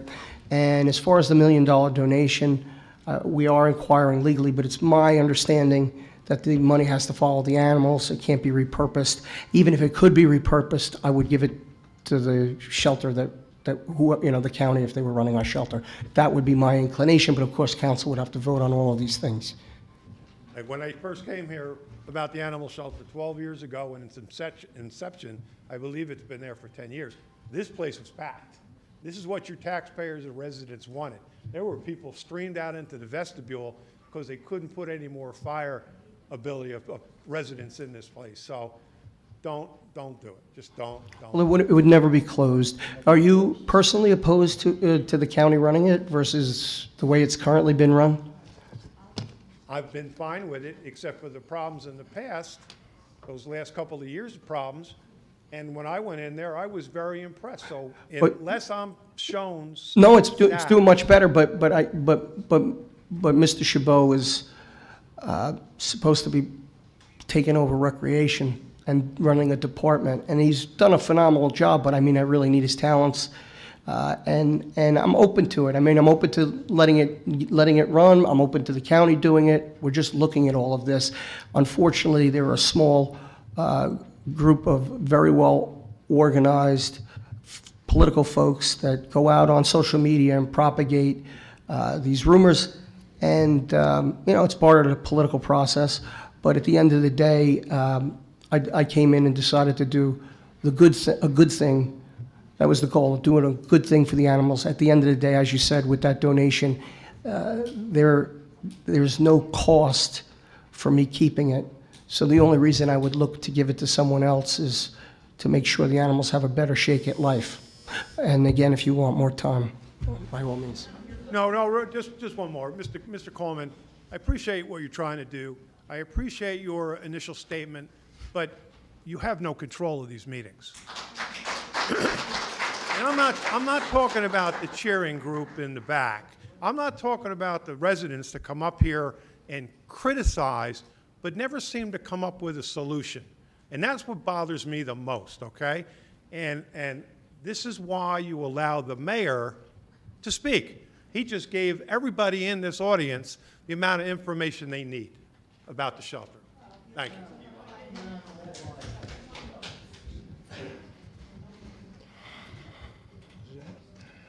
Yes, ma'am. Jillian Messina, Pawtucket Court. Happy that Dennis said that about not coming up with solutions because I'm a solution girl. And I think that I had said earlier it would be a really good idea with the animal shelter if we had some of the high school kids. There's CAP programs, there are service hours that kids need. And I don't know about you guys, but kids can make a reel for Instagram or Facebook quicker than any adult I know. And all you would have to do is bring the kids in, let them play with the puppies, the animals, the rabbits, make some reels, and they'll just keep getting adopted out. And you could save a lot of money using service hours. So as far as solutions, I appreciate that, and I agree, I'm a solutions person. Mr. Nivison, you had said that you guys were just trying to stop wasteful spending, and I respect that very much. But my comment and not question is, I don't believe that police supervision is wasteful spending. It's important, and we sat here for 90 minutes with compelling, factual statements for all of you, and you just blindly stared at us, some of you, and then voted anyway. So when you say wasteful spending, I'm truly insulted that you think supervision in a police department is wasteful, especially as a business owner in Toms River. You own Silverton Farms. I mean, don't you want police response there if somebody comes and robs your place? Or if somebody's stealing from you? Wouldn't you want that police response? And then when that police officer comes, don't you want them to have training and know what they're doing and be accountable to supervisors? I mean, and then as far as solutions go, the police chief found a grant, and that grant can be promised prior to it being voted on. But you didn't want that solution. That solution could have had the CSO program and the captains, but you didn't seem to want it, and I'm trying very hard to wrap my head around this. I really, really am. And Mr. Coleman, you said that you guys are looking for efficiencies in the town and to make sure that everything is run well, and I respect that. But the police department is the most efficient police department in the state, and we told you that, and we showed you that, and it was independently, not from right around here, independently in a study, and again, it was ignored, and I can't wrap my head around it. You know, and tonight I come in here and there's pictures of animals, and I think that's really cool. But there was no photographer for those two young men that spent 18 years to become an Eagle Scouts. Where was the respect? And I appreciate that you guys honored them, but you should have completed the task. I understand that right now you're in a PIO crisis, I get it, but one of you could have came up here and taken the picture or asked somebody when they walked in the room. It's important to those kids. They spent 18 years doing that. Eagle Scout is no easy task, and they deserved respect, but those animals got more respect than those two children. So I have one final thought, and the mayor earlier stated to a woman who had the courage to come up here that she is not qualified to speak on something. But what I'd like to know is and all due respect to teachers, it's one of the hardest jobs, I could never do it. But what qualifies a teacher who has never stepped in the police department to break it down the way he is doing it? I just don't understand. And I want to give you guys a chance. I've had conversations with you. I believe that you came up here to do the right thing, but time and time again, you're proving that you're not. And you gotta help us understand why. Because I just sat here and said, facts. But for some reason, somebody who has never stepped foot in a police department knows more about it than the police chief, who was not allowed to speak on it when asked.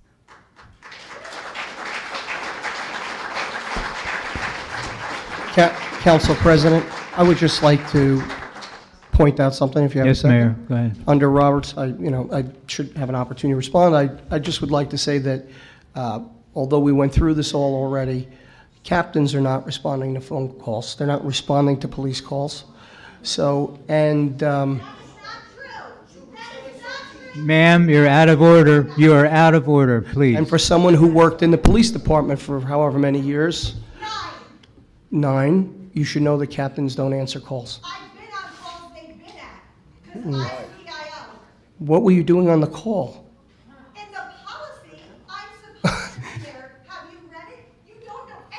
You're on a call with a captain, an emergency call with a captain? I'm lost. Captains don't make calls. All right, I'm going to end that Thank you. conversation. Appreciate it. We're going to go back to public comment. Ma'am, it's your turn. It's your turn, ma'am. Donna Sergio, 601 Main Street. A lot was said today, and I have so many questions. I'm hearing so much about our budget. The budget that is balanced has a $17.5 million surplus, and a budget that's short, and we're never going to make our bills. What is it? I mean, was last year's Jim? Was last year's budget balanced? Yes. Okay.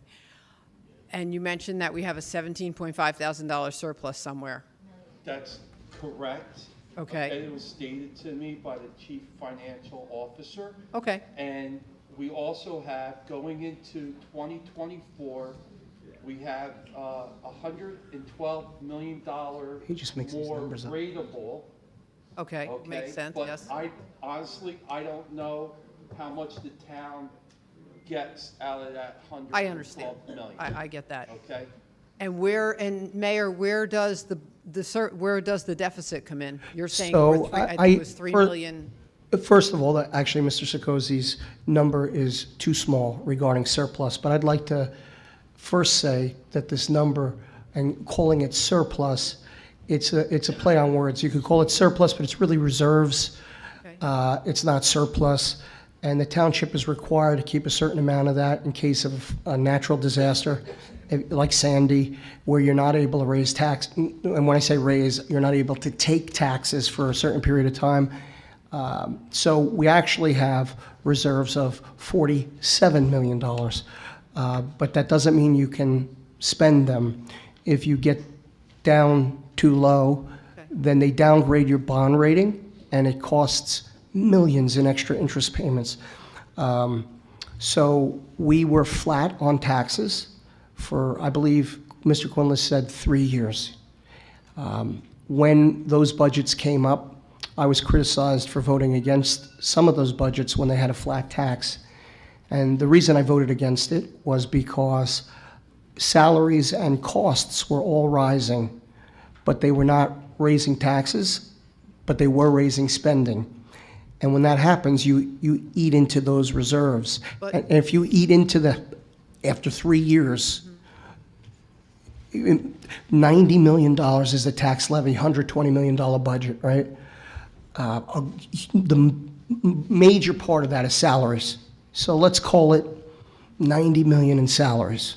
I understand that. 3% per year is 2.7 million a year that you got to come up with when these union salary guides go up.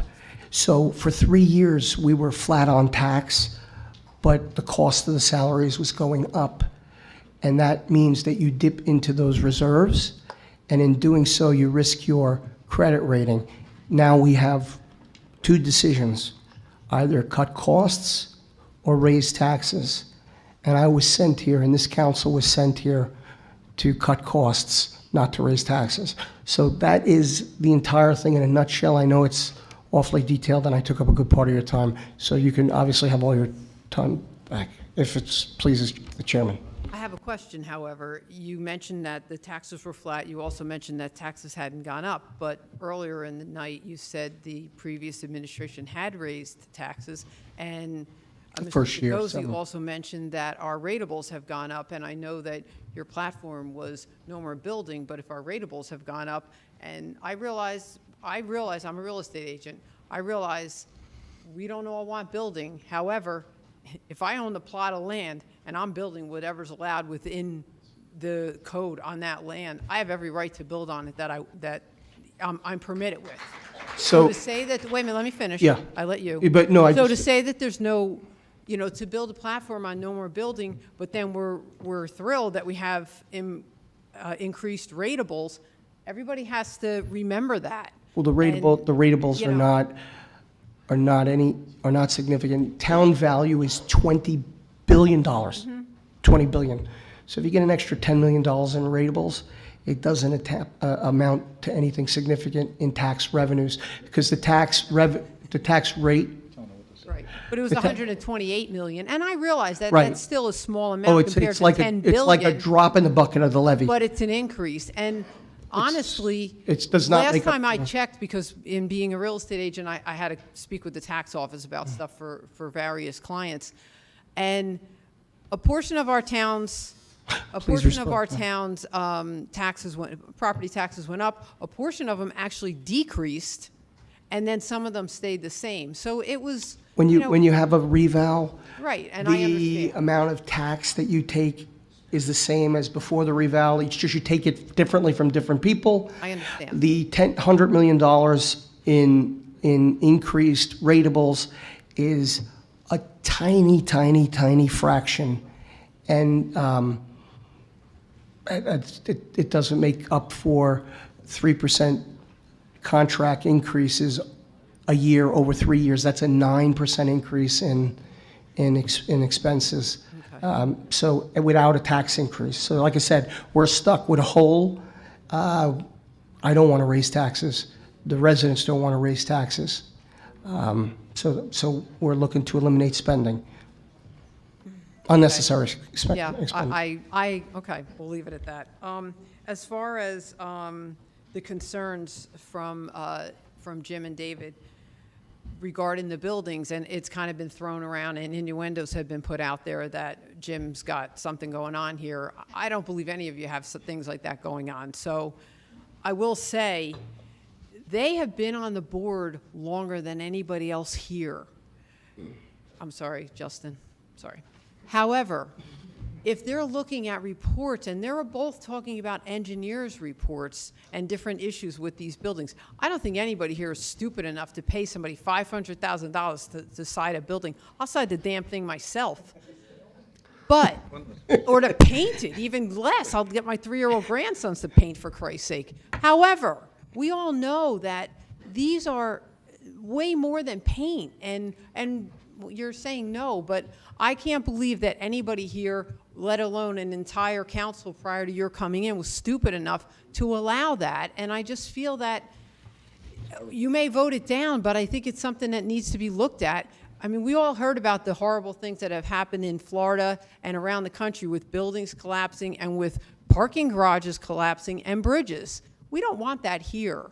If there's a structural issue, especially with the parking garage, it needs to be addressed. As far as the other building, maybe not as quite as important, but, But painting company, just so you understand, I know Councilman Quinlis cited this study that he saw. Painting companies don't do structural concrete work, they paint. It was a $500,000 contract for painting and fixing some stucco. So I know he believes that, yeah, but it was for painting. The contract was for painting. I think And everybody the here- contract was for vinyl siding. okay. I think everybody here would love to see the studies if there are any others out there regarding that. And it was also brought up about the bid. I live downtown. I know the bid has been up and down over the years, but overall, they do a lot of events, and there's a lot going on downtown. Is it true, Councilman or Mayor, whoever, if you have the answer, I would love to hear from you, Councilman. Is it true that the bid employees haven't been paid? Somebody had mentioned that some of the bid employees, that the budget wasn't passed and they had not gotten their most recent paychecks. Is that true? The director is like third in line behind you, and she can answer that question later. Okay. I was concerned because that seems ridiculous that people may possibly have not gotten paid, and you're welcome. It's all good. Okay, that can wait. Okay. All right. I guess the last thing you had mentioned something about it. Ron Hubbard proclamation. Does anybody know anything about that? I think we should defer to the business administrator. Do you have any clue? I wasn't aware of the proclamation. Copy of it here. Okay. They were signing it. Could we get a copy of that? Well, we would sign a proclamation no matter what religion asked for a proclamation, whether they were Catholic, Protestant, Buddhist, Indian, whatever. Fine. I'm just asking what it is. It's a free, so if a governing body is asked to sign a proclamation for a particular religious group, we sign that proclamation. Could you ask who asked to have that signed? Who brought it forth? Yeah. I'll defer to the business administrator because I have no idea who asked, but I'm assuming it was the Scientologists. Hang I'm on. just curious. It was the Church of Scientology that asked for it.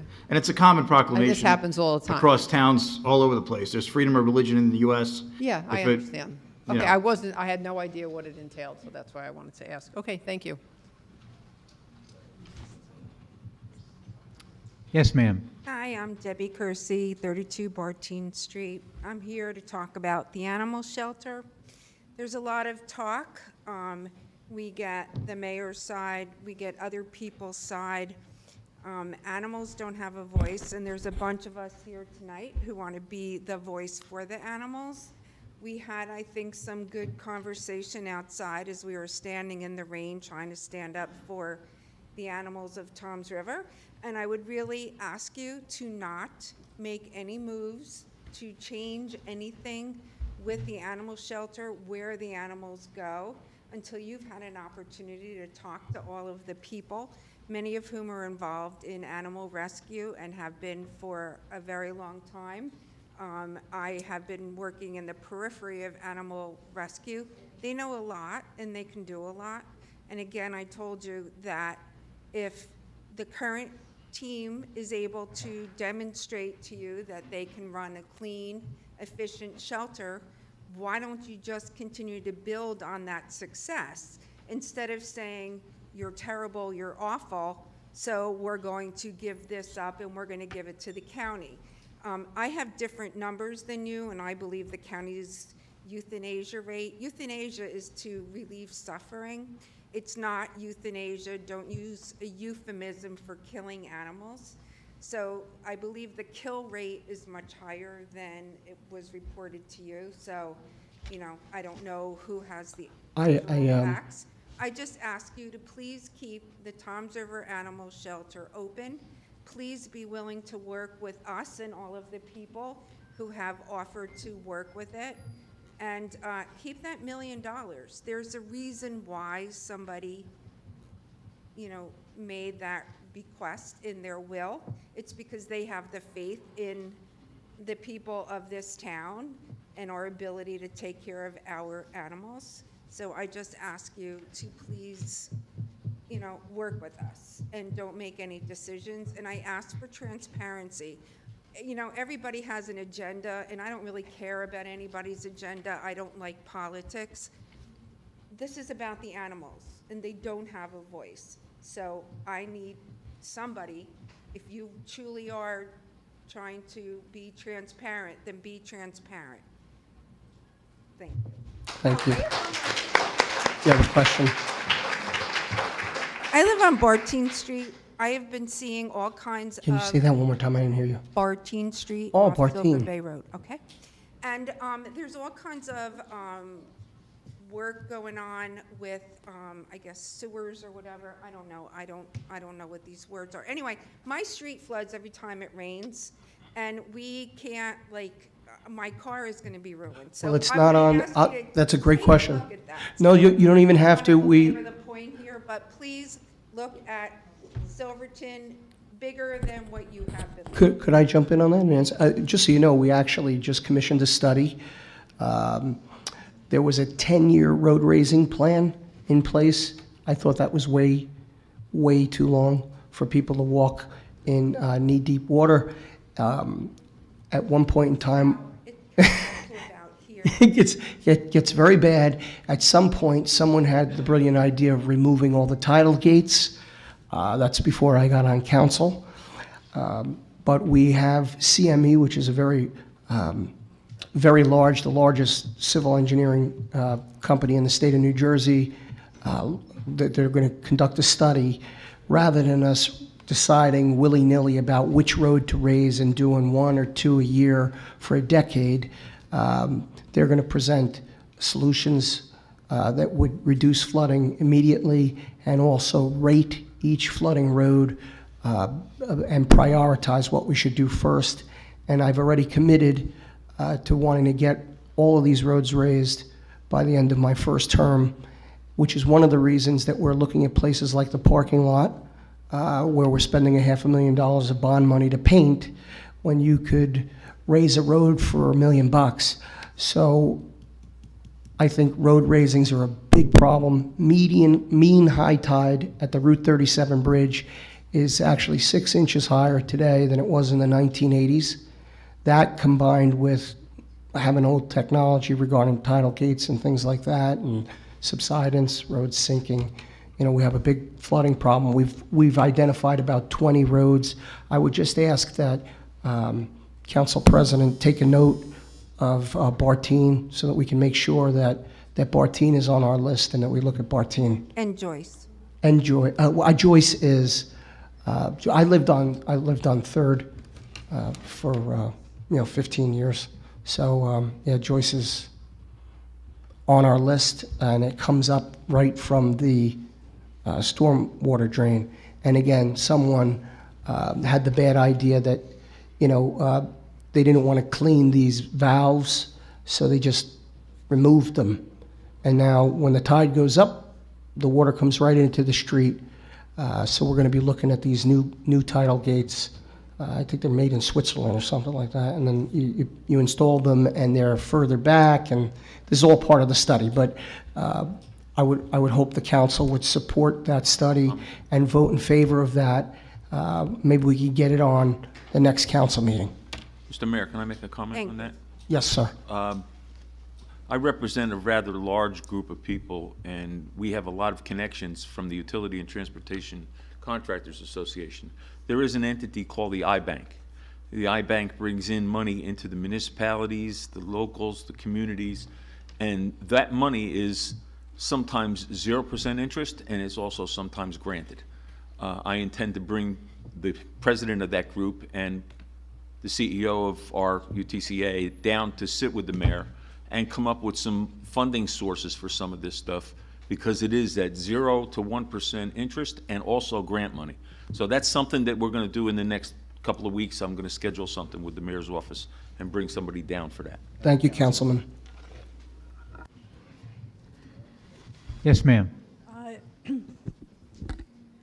Julie Adamek, 69 Cedar Grove Road. Well, I'm here again today to talk about the animal shelter again, of course. And I want to emphasize to people that have not been to the animal shelter that, or maybe been listening on YouTube, that the shelter has actually been grossly understaffed. And I compare that to when I volunteered at the old shelter on Whitesville Road and the number of animal control officers that they had at a smaller building, fewer animals compared to the larger, beautiful facility that we have now, but having had many more animals. Despite that, I will tell you that contrary to the mayor's description of the conditions at the animal shelter, I had adopted 2 cats just over a year ago. I had been at the shelter 4 times. The shelter was very clean. The animals' covers were clean. They had fresh water. They had food in their cages. The animals were content. There was a cat in the lobby that was just laying and sleeping in a cat bed. The cat, one of the cats I adopted was just meandering around, looking, you know, and got up on the table and was just munching on some food. The animals were well taken care of, and I had no concerns. There was nothing that I saw when I was there the 4 times that put any red lights or any thing suspicious that I saw when I was at that shelter. So I want everybody to know that. As for the employees that they have there are very dedicated to those animals. They are definitely animal advocates. So it's really disheartening to hear people bashing these employees, bashing the shelter.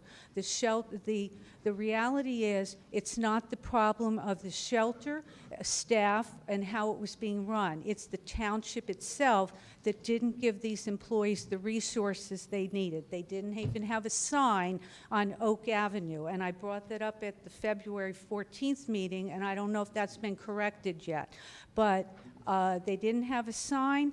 They didn't have, obviously, if you're understaffed, you're not going to be able to focus on posting pictures of the animals as if you had the volunteers and you had the support staff to do that. So it's a good thing what's happening, but instead of moving ahead to try to have the county take this over, pause a minute. Let these changes set in. Start accepting the animals again. Do not send them over to the county, because in reality, the euthanasia rate is higher at the county. The numbers have been published.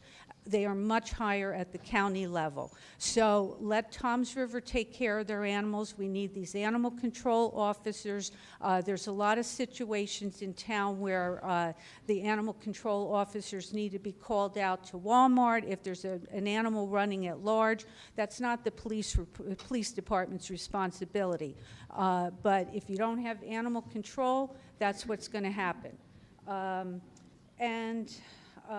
I think that Jillian Messina made a great suggestion as far as bringing the students in, as far as helping with the social media. They're excellent with social media, and some of the rescues do that. They accept students to help with the animals with shelters, and some of the high schools have animal clubs, you know, based right at the high school. So you could tap into into those resources. So that's all I have to say about the animal shelter. But please do not close it down. Pause and don't be so impulsive. It just seems that decisions are just being made impulsively, in a rash manner. There's no thought process, and it's just creating chaos. It's creating a lot of anger in the communities, anger that we have never had before. So that's all I have to say about that. Second of all, Edkin Avenue and Charles Drive in Toms River need to be repaved badly. Excuse me? What were the streets? What were the names of the streets again? Edkin Avenue, EDKEN Avenue, and Charles Drive in Toms River. They've had utility work probably 10 to 15 years ago and never been paved, and they have potholes continually. I'd also like to ask the council to support an ordinance, and I've said this before, that would require if a utility company opens up a road that is 5 years or less, that they are then required to pave the entire road. Or we could also look into just requiring it when they open up any road. It would all be up to the council's pleasure, but it would be a good idea, and it would take a big burden off of our township with regards to how much capital we use for paving. Thank you. Yes, ma'am. Good evening, Council President, Council. My name is Maren Bennett. I'm the Executive Director for the Toms River. Ma'am, just one second. Folks in the back, can you hear? No? Could you take the microphone? All right, there we you go. All right. All right, I'll voice it up. Good evening. My name is Maren Bennett. I'm the Executive Director for the Toms River Development Corporation. I just wanted to remind everyone that we'll have the Irish Festival down on Washington Street this Saturday from 12 to 6. Also, we'll be looking for volunteers throughout our season. If anyone wants to volunteer, they can go to downtowntomsriver.com and click on the application that says how to become involved. Also, on the desk, I have a list of all our events, and if you guys have any questions, please feel free to contact me. Thank you. Thank you very much. Phil, welcome back. Thank you for having me back. Phil Brilliant, 79 Holly Tree Lane. First, on the January 18th, 2024 special meeting minutes that was approved on February 14th, the minutes say that Councilman Loebman voted yes on the minutes. On January 18th, am I right one? The special meeting, were you at that meeting? It's because it says you were absent. January 18th was the one we did on Zoom? No, that was January 31st, though, wasn't it? It's, for some reason, it says yes, and then it says absent on, so just, if you can look into that, just to correct that. Yeah. And then the other thing, too, is this is the agenda, the minutes from January 31st, and it has all the comments that were provided via email to the clerk prior to, but we never really discussed that topic. Just a comment, I didn't know if that might be better suited on the February 14th minutes. Just throw that out there, because it kind of makes it look like there was a comment period, public comment period, and there wasn't. Just a comment to consider, if you'd like to. Just to that. And then also, the recordings for January 18th, 31st, and February 14th, they're not up on the YouTube page. Will they be returned?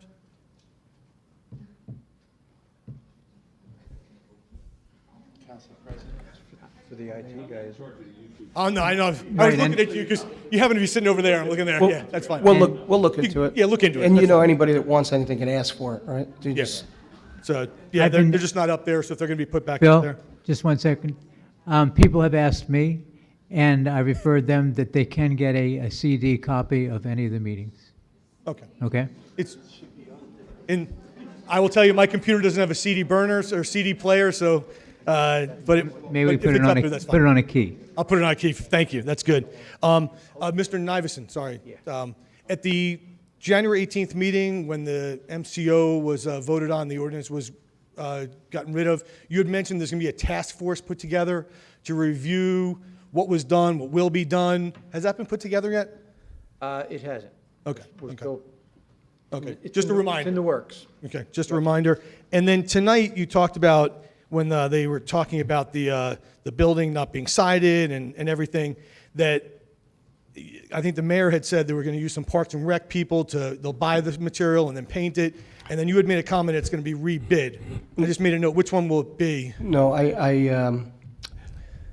our people, we have people that do side our buildings.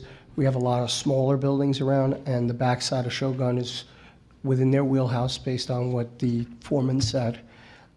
He said it would cost about $8,000 for the vinyl, and believes that that's within their wheelhouse. So it is not the intention of the administration to rebid the Shogun. We've also met with the owner of the Shogun restaurant, and he's on board. When when he heard what the costs were, he was very shocked.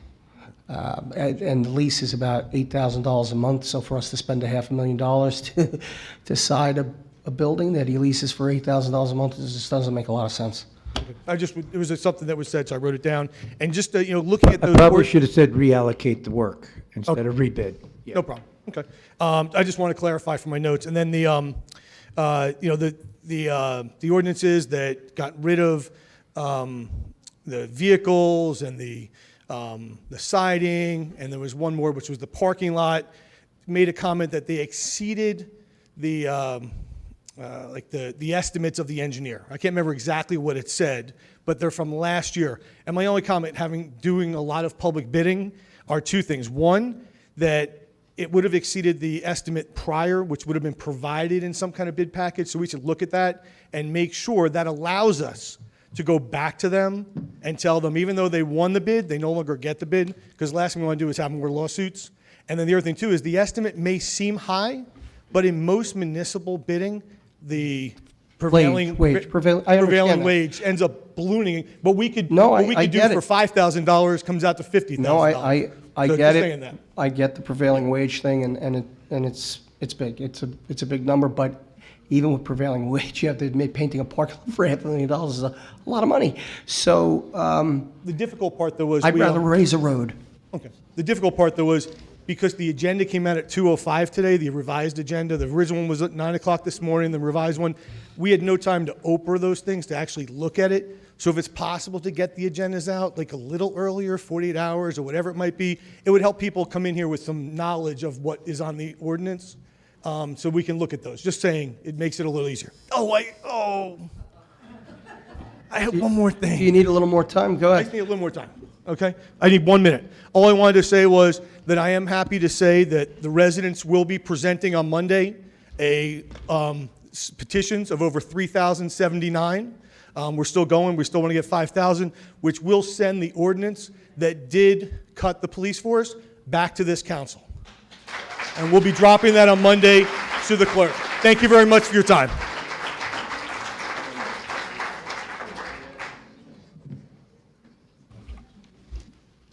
Hi, my name's Anthony DeVecca. I live at 60 Main Street, Toms River. I have a couple different points to cover here, but let's see. You guys talk a lot about budget cuts and balancing the budget and not wanting to raise taxes. There's a reason I live here in Toms River, and it's not because I moved here 30 years ago. It's not because I own a house for the last 15 years, but because it's a safe town. And the township does a good job with providing recreation and a safe place to live. If I was really worried about, paying less money for where I live, I'd move to a lesser area. But I believe our rates and people pay to live here because of what the town offers, not because of how low the taxes are. There's a lot of low tax areas that you could move to that are nowhere as nearly as nice as this town. And I think you'll see a lot of people leave if you start cutting into things that are offered. I understand that you want to keep your people happy, your constituents, people that vote for you, that you want to keep your, not raise taxes, but I think eventually it's inevitable because the prices of everything's going up with inflation. And I'd hate to see the quality of life in town go down because you're trying to not cut into a potential, your monetary surplus. I don't want to see, there's a lot of ways to keep the town running without, lessering the safety of the community. Get a lot of, you see headline news all over the country that, police forces are mismanaged and there's riots in the streets and there's civil unrest. You think what you guys saw at the last meeting was civil unrest? Wait until someone something really bad happens and the township's on the hook for liability. But aside from that, I have some suggestions for the shelter. First of all, the Boy Scouts, they have an Eagle Scout project. Every time a Boy Scout becomes an Eagle, having a Boy Scouts get involved with trying to help promote social media. I donate money to rescues myself. I never even knew that the township had a shelter. Neither did a lot of folks.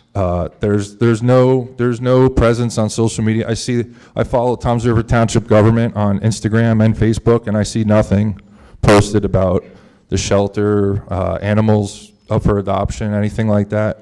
I believe getting people involved. I think some of that $1 million that was donated, I think some of that would be well used to help promote some of the advertise the shelter a little bit, because like I said, I own a rescue animal and I donate to rescues, and I had no idea that the township even had a shelter. So do you mind if I jump in? So do I. I have a rescue, and I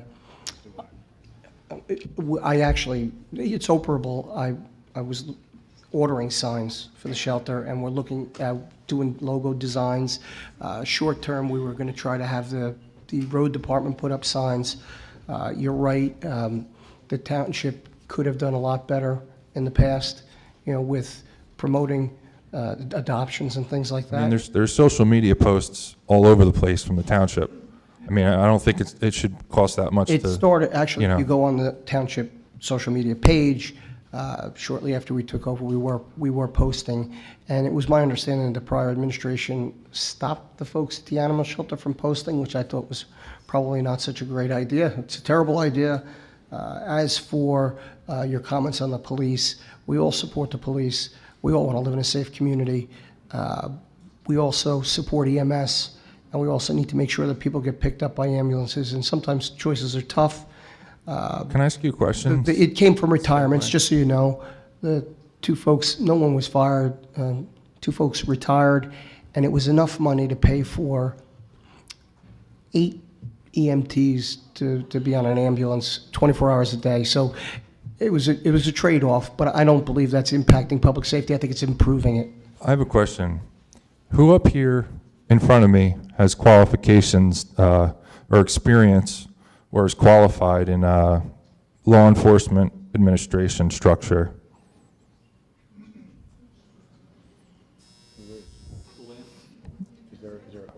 Nobody. Okay. Okay. Yeah, but I Councilman don't- Lim is a I don't- police officer. That has no bearing on this conversation today. It doesn't. No, but it kind of does though, Well, wait- because Wait after the meeting, I'll talk to you. One-on-one if you want me to. hear sure, my side. I'd like to address everyone though. Okay. I mean, I'm just saying that I think it's in the best interest of the public to allow the professionals that are qualified to make decisions that could impact the safety of the general public. That's all.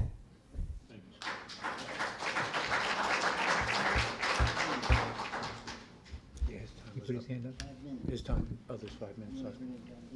Excuse me, clerk, did you signal 5 minutes? Not yet? Okay.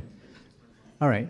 Okay, ma'am, thank you. I'll be quick. Press on. Okay, Irene Watson, Messenger Street.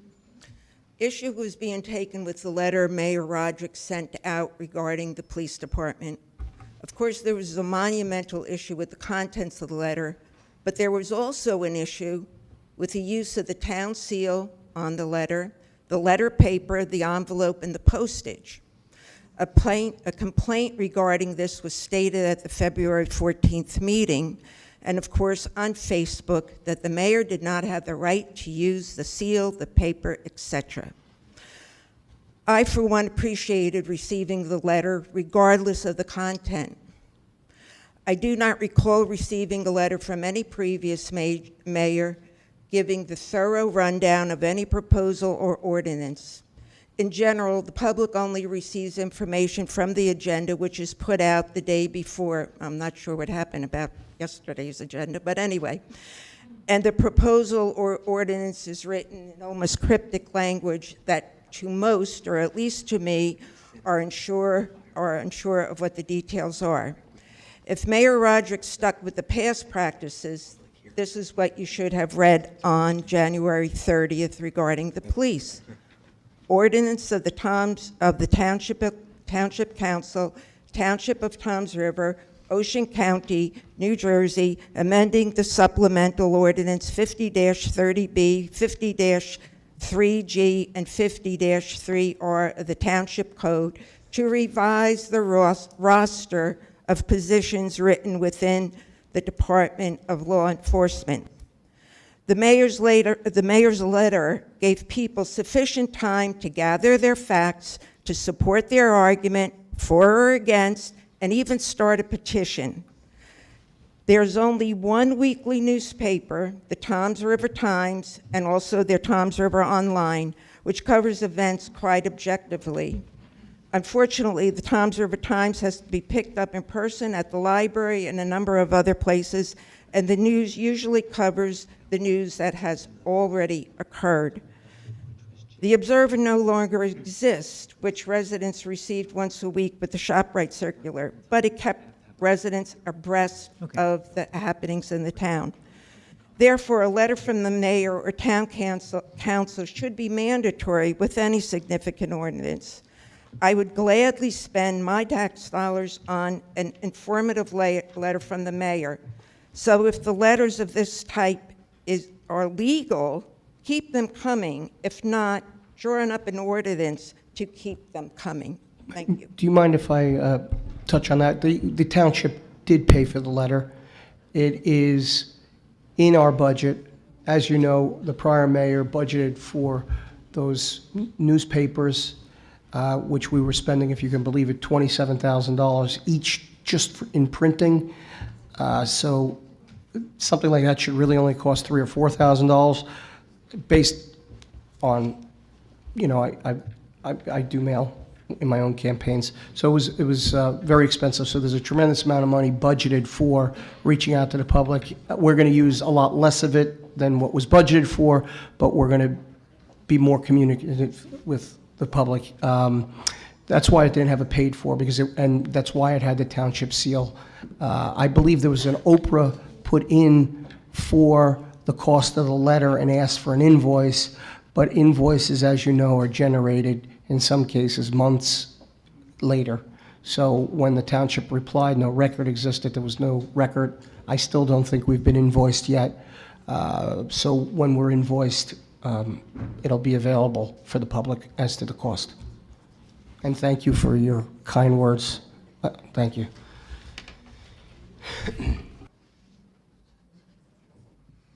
Yes, sir. I want to put that microphone back on the stand, or you can hold it in your hand, either one. Hi, I'm Bob Watson. I live on Messenger Street. It's a little late coming, but first of all, congratulations to the mayor and the council on the past election. And you should be proud of yourselves, and the town should be proud of you as well. I applaud your willingness to immediately take on tough issues that have been avoided in the past.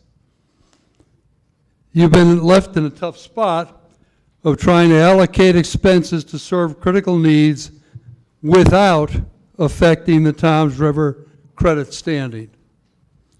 I agree with your plan and support your efforts to improve ambulatory services in Ortley without increasing operating costs.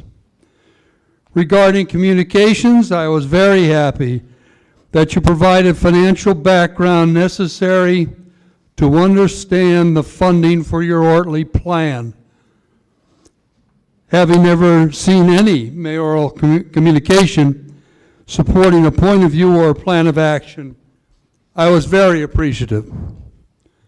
However, the information provided does expose to everyone the financial challenges you're going to be facing, driven by past union contracts regarding salaries, span of control, promotion possibilities, and more.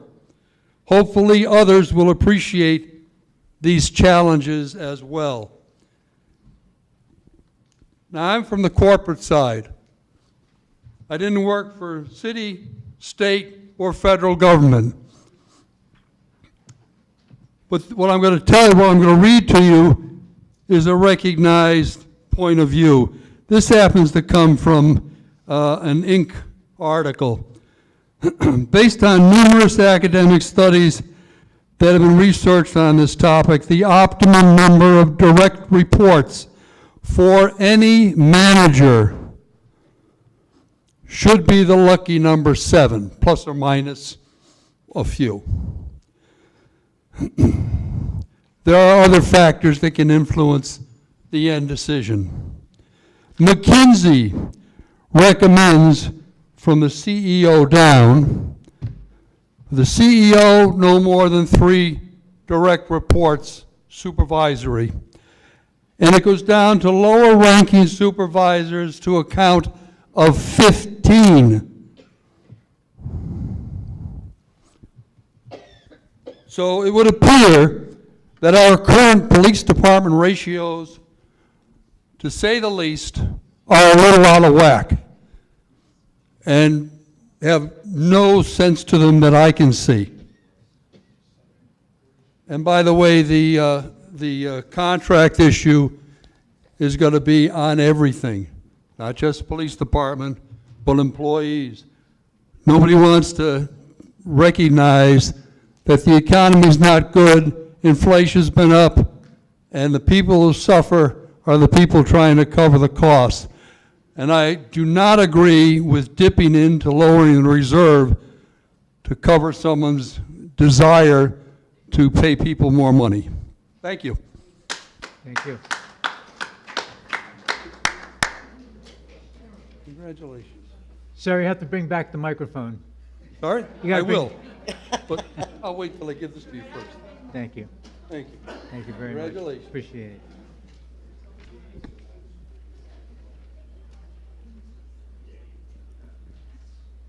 Thank you.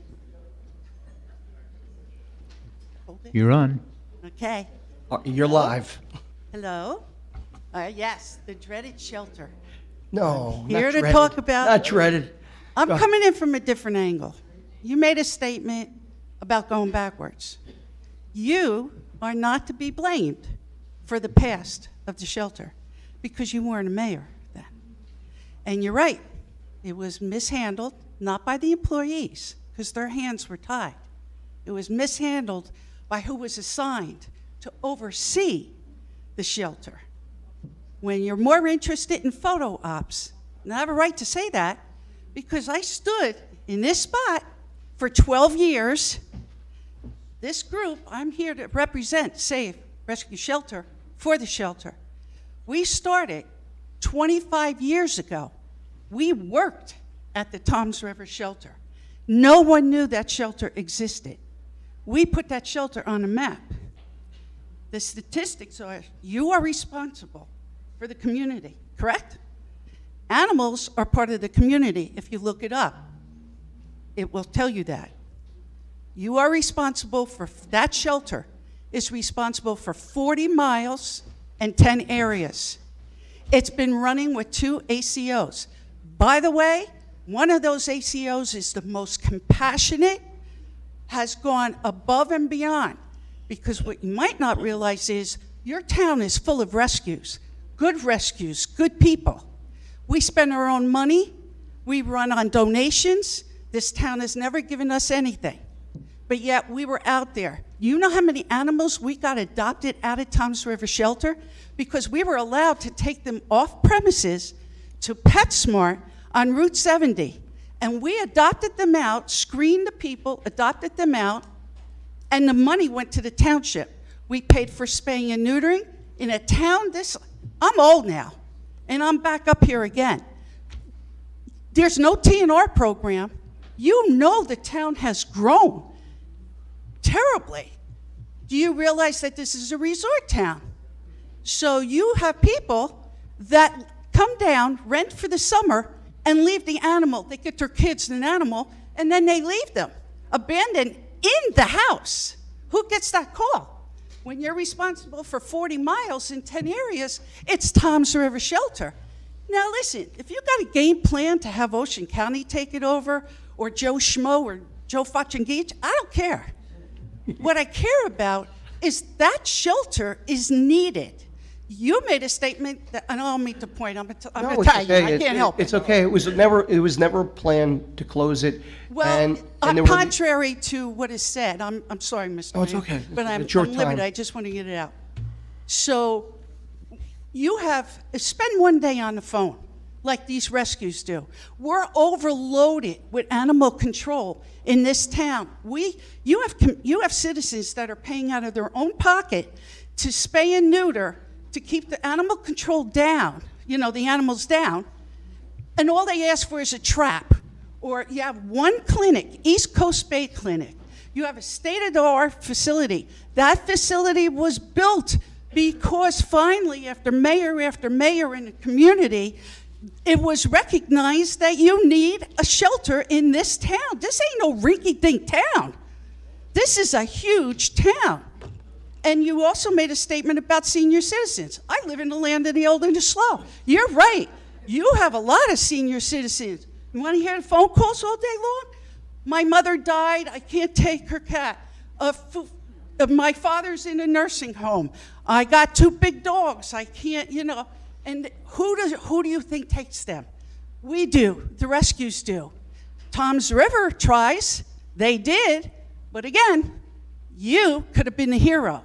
You should be the hero in this town. Don't shut it down. I support trap, neuter, and release. I do.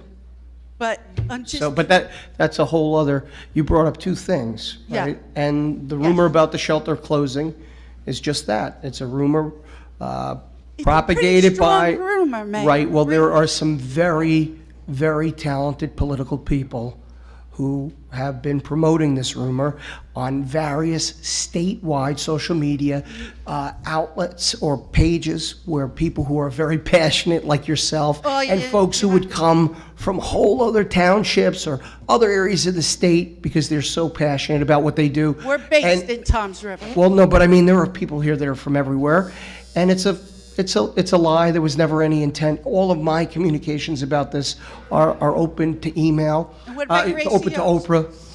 I'm sorry. No, it's okay. If Fluffy gets loose out of the yard, front door, who they gonna call? Not Ghostbusters. You have no ACOs. Where's your ACOs? We have 4. Where's but- 4? No, we have 4 animal control officers. Still? Yes, to the best of my knowledge, based on the spreadsheets. Well, you got But some good but ACOs. but the RFP, which was brought up, Yeah. is if those ACOs were to leave with the county and were to continue to, let's say, work in this shelter, we would have to have animal control for the town, right? Yes. So, yeah, you put out the RFP, that doesn't mean we have to go with it, but it would allow, there are the same people respond, the Humane Society with the popcorn. Those are the people who respond, and there's no reason to not put it out, right? It's just a request for proposals. You're gonna keep your ACOs? If they go to the county, if we go to the county, Will the they county hire them? Gary Quinn just told the newspaper, told Asbury Park Press that he would look to keep the staff, that it's hard to find staff. You have one of the ACOs that devoted his life to this town. He's one of the best. Right. Any town would be proud to have him. All right, I think we're going to have to end this conversation. We've gone I beyond the 5 appreciate minutes. that. Thank you, sir. No problem. Thank you. Excuse me, for your ma'am. comments. Ma'am, can I have your name and address for the record, please? Your name for the record, please? Thank you.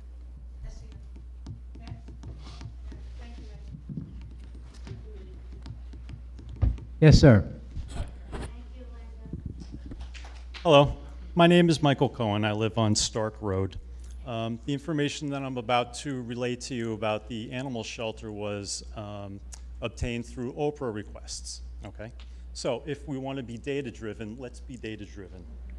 So in 2023, the entire time, in the Toms River Animal Shelter, intake of cats was 217. Intake of dogs was 238. Total euthanasia stats were 28 of both in the entire year. That equates to a 6.15 euthanasia rate for the Toms River Animal Shelter in 2023. Now, for the Ocean County Animal Shelter in 2023, they had 1,044 cats impounded, and 528 dogs impounded. The amount of cats that were euthanized were 318, and the amount of dogs was 18. That equates to a 21.37 euthanasia rate for the Ocean County Animal Shelter.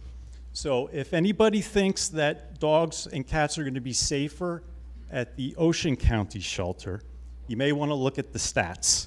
No, I'm not done.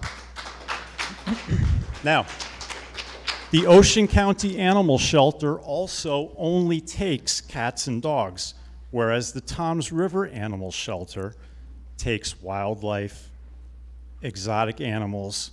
Today, we just took an abandoned snake in. That snake would have nowhere to go.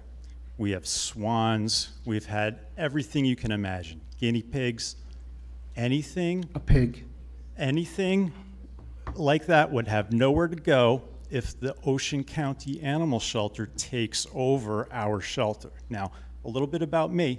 In 2021, in September, I began volunteering at the Toms River Animal Shelter. In September 2022, I was hired to be the cat kennel aide, and at that time, we had 2 ACOs and 2 part-timers. I came on as another part-timer at minimum wage. I am still there as a part-timer at minimum wage. I'm not earning a lot of money there. I'm there because I love my job, and it's important what we do. And that's all I wanted to say. I'm not interested in hearing anything. Thank you. Before you speak, I want to make sure, have all people that want to come up here for the first time spoken? Have you been up here before yet, ma'am? Okay, please come forward.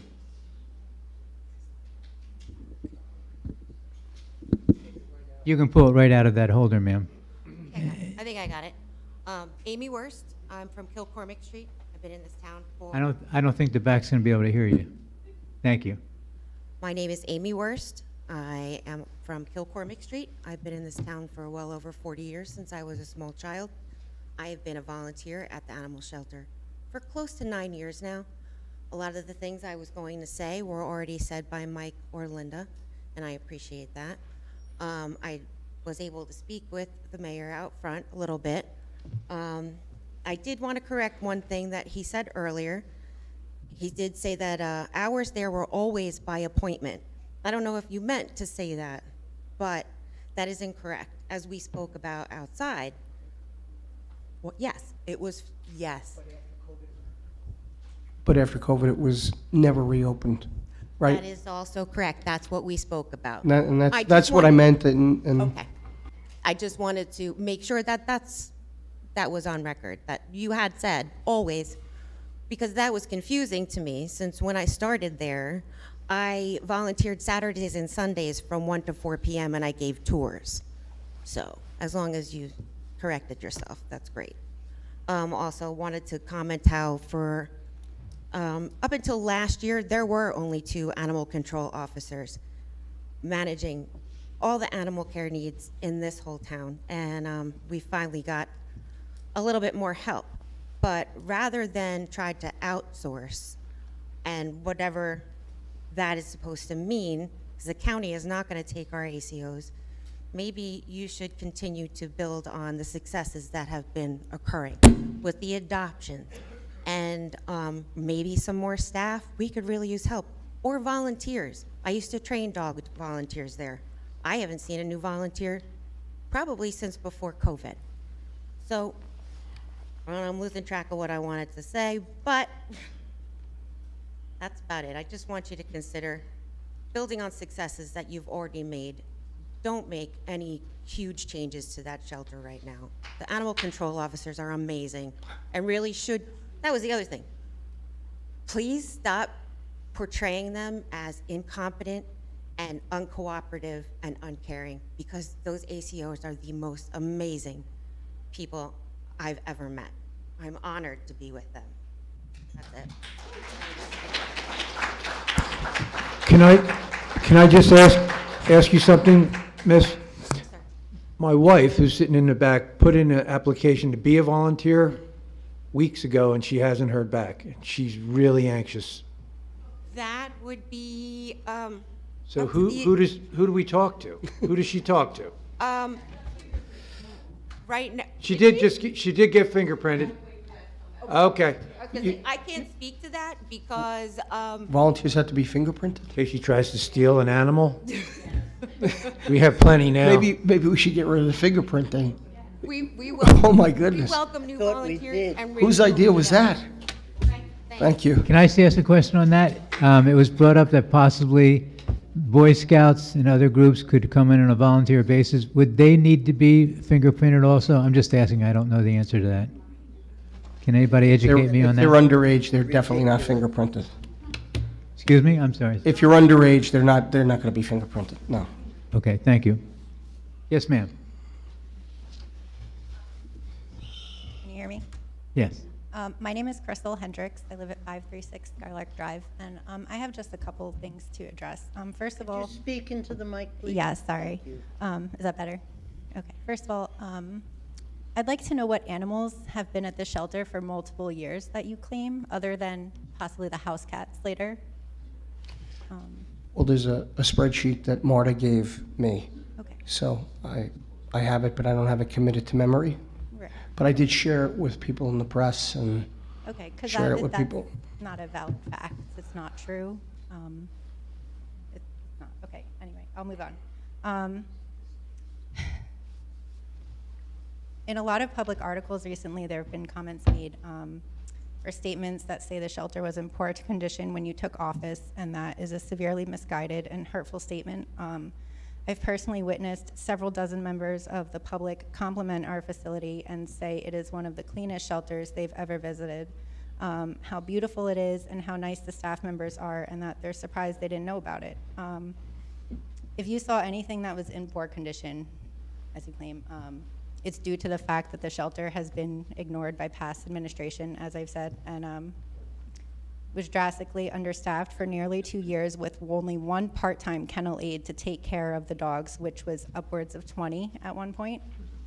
So when you saw excrement in their cages, as you quoted in an article, the afternoon that you visited, that part-time kennel aide was long clocked out and there was no one specifically there to take care of the dogs. This isn't to portray that they're not cared about as animals and that we don't care about them, but simply there are not enough people employed to care for the amount of animals that we can potentially facilitate, which was around 21 when you visited. We can hold about 26, and those are including the cages that are designated for the K-9 police officers and the one that was damaged.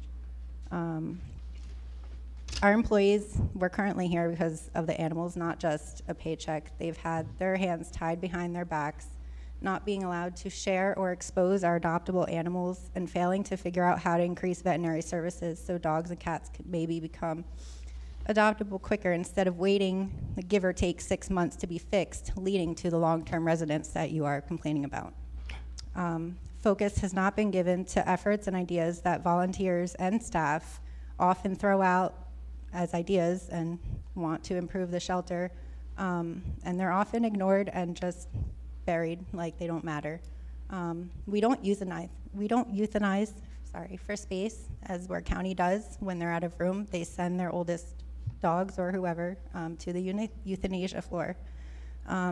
They're pleading for open kennels. They're full, and I would just really like to know how you can possibly justify sending more animals there. And to just finish, our animal control officers in this town, they're extremely dedicated and hardworking, knowledgeable, and vital parts of our community. They're there every time someone calls. And that's all.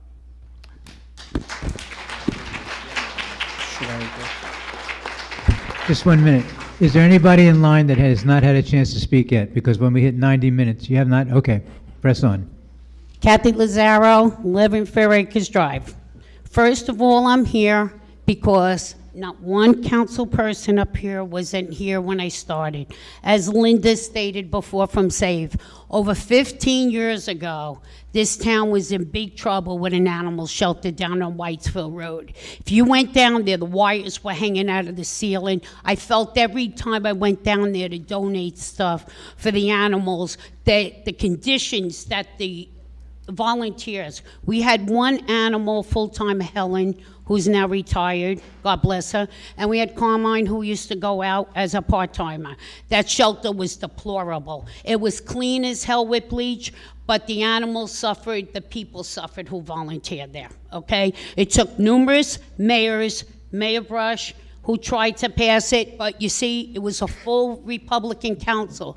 And we know Greg McGuckin, as he stated, that they don't vote the animals. So they had to have a voice. And I got involved too because to push that. I had to fight Chief Mastronati back then because he did not want the animal shelter close to the police station. He would say it would interfere with the thing. We would go and find sites. It wasn't good enough. Finally, we all came to an agreement to get it done, and it got done in Toms River. That shelter should have been here, and it should stay where it is, because those animals deserve it. As taxpayers, and I did see we're getting possibly $1 million for the shelter or whatever. I don't believe the county should. As Linda stated, a lot of rescues in this town that saved this town from animals, okay? I rescued animals. I rescue them all the time. I don't shop, I adopt. So the problem we have here is that too many zeros out there are trying to make you not look like a hero. So I would just like you, Mayor Roderick, to tell me tonight that that shelter right now is not closing. The shelter, the intent was never to shut the shelter. Right. The intent was to get animals adopted and to make sure that that it's being run well. And the conversations with the county are ongoing, and if the county were to run it, I don't see how that would be any different. Right. And I the only thing that I would, if I may, wouldn't mind addressing the cat number that was just given before. The county accepts 32 municipalities worth of feral cats. Right. So when you see this cat number of 300, it would be like them taking in 10 feral cats a year from each municipality, and that skews their number on cats. But if you look at the dog number, and I know I don't want to make it as a cat and dog thing, Of course. but it's what's adoptable and what's not adoptable, But- right? I personally support trap, neuter, and release, but obviously it's difficult for them to handle that many feral I cats. also agreed with the gentleman earlier who said the shelter really doesn't advertise or promote it years for years. A lot of people do go to SAVE. I know I don't have a cat, but I give to them because of the fact I know what those people do. Now, I just came on a very important note, didn't even get my hair done to come here to ask this question, okay? This is still freedom of speech, correct? 3 busloads of illegals, or I'm sorry, immigrants, were dropped off at Motel 6 today. Really? Yes. Yep. Now, I think the animals think that could be, but Where did they come from? I don't think they're here for a soccer match, to tell you the truth. Well, certainly, And I don't think they're here for Little League Baseball. we have to figure out who sent them Maybe here. we should call Governor Smurfy, and maybe he has an answer why they're here. I don't know, but it's very upsetting when you have homeless people here in this town, or people losing their homes, or people being evicted, or foreclosures, that people need help. And I understand what taxpayers, spread upon. But when I was on Route 30, I wanted to make sure I seen it, okay? I know I'm not too old, but the point is that 3 busloads at Motel 6. So does that mean the other motels now are going to be picking them up too? Or having them dropped off here? Well, I'm seeing this like on this Facebook page. Councilwoman O'Toole showed it. That's to me. not Roderick Watch, is it? Okay. Right. Well, that's what I'm saying. I see I'm not trying to be funny. No, she's not. I'm seeing 2 buses, I'm not seeing any people. I haven't heard of this reported on any news network. Well, could you look into it then? If this is real, we will address it. It's very possible that it's Okay. very similar to the, Right. to the post about the animal shelter being closed, that it's really Yes, just a, But you know what, I wanted to make sure I seen the buses. Like, I can't hear too good, but I could still see. but the thing is, well, let's find out, but a bus, Okay, so an empty I'll say bus it at a was hotel rumored doesn't. that I seen it, right? Would that be fair? Let's look into it. Let's look into it, but it's very possible this is a bus of seniors on their way to Atlantic City. I mean, we don't know. It's just, there's a picture here. Yeah, okay. Okay. Like But we'll all the look into it. families coming across the border. Excuse me, the time limit is up. Please, move on. Council President, We got them, yes. 5 minutes. We have 5 minutes left. Please let the next gentleman Yes, speak. I'm sorry, He has Mr. an Holmes turn. Says he has some I'm finished. information. Thank you. Sir, Go ahead. you're going to be the last speaker, okay? Paul Hulse, Just Believe. I just want to let you guys know that's a false accusation. There is nobody getting dropped off here from any place, anywhere. Just so you know. Thank you. Yes, sir. This is totally out of left field. I'm Sal Fiore. I'm a Toms River resident, 1901 Merrimack. This is my business partner, Jesse. Your address, I guess? Hi, I'm from Island Heights. I used to be a Toms River resident, but We have a business. It's a party bike business, and I'm just looking for guidance from the council, maybe the mayor, on who to talk to on getting approval or some time allotted next council meeting to maybe make a presentation on this party bike concept. It's a 2-sided 15-person party bike that drives down, going to different locations, bars, restaurants. We're looking to get approval in Toms River, mainly in Ortley. I've spoken to Councilman Lamb about this. We're trying to go Sounds from like a cool Seaside, idea. to Ortley, and then hopefully into Lavalette. But I just didn't know how to go about it. I'm sorry if this is out of left field. You can come in and meet with us. If you, Okay. if you email Grace Piscopo, gpiscopo at Toms River Township, she'll set up a meeting, you can, and we'll meet, and you can Can I- tell us all about okay, it. Yeah, I'm sorry to take the time or whatever. No, this but is what it's for, Didn't know, right? didn't know how to go about How it. many bikes do you have, by the way? We have 3 bikes. We're currently in Beach Haven, we're in Asbury Park, and Seaside. We're trying to expand on that. I know there's a lot of talk about the development of the downtown area. I hope to be a part of that in the future. We're also looking to go into Ortley, as I stated. But I was just looking for guidance, and if I could take that email. Is that good? When are you looking to operate? What time, this year coming up, or? Yeah, we're trying to look to operate as soon as possible this year coming up for the upcoming summer season. So It's going to be basically for rentals, they can rent it for groups? yeah, or- so people can pay, and it's a guided tour. People have fun, hang out, trying to be a little more lighthearted here, and we're just looking for hopefully go through the proper approval and channel to get us approved. I have my card here. Thank you. Thank you, everyone. How much time do we have left? 2 minutes and 30 seconds. Okay, we have 2 minutes and 30 seconds, ma'am, you're on. Dana Tormola, Messenger Street. Being the mayor spoke for 16 minutes while people were talking, I feel that we should have 16 extra minutes added onto the time. Briefly touching on the animal thing, there is a bid on the township website for the animal shelter. So if the town decides to give it to the county, seems to be the big thing, if the town. If they don't, then what happens? My bigger question right now is the fact that the meetings from the special meetings from January 18th and February 14th, under the code, the township code, special meetings, the mayor may, and upon written request of 4 council persons, shall call a special meeting of the council. In the call, he or she shall designate the purpose of the special meeting, and no other business shall be considered. Well, I Oprah'd, as many other people have in the past few weeks. If there was any written request from the council to the mayor, from council president to the council, from the mayor to the council, there's no written request of those special meetings, none. So that violates the township code right then and there. The fact is, the things that were supposed to be called on that meeting, everything was spoken about. Everything was put forward. So if there's no written records, I'm sorry I'm bothering you. If there's no written records, how do those meetings count for anything? And how does anything that got voted on have any bearing on where we are right now? Because they shouldn't count. Mr. Molina, can you please explain the township ordinance for Mr. Mullen and what it actually provides for? Sure. So the Township Code section that deals with special meetings allows for special meetings in two scenarios.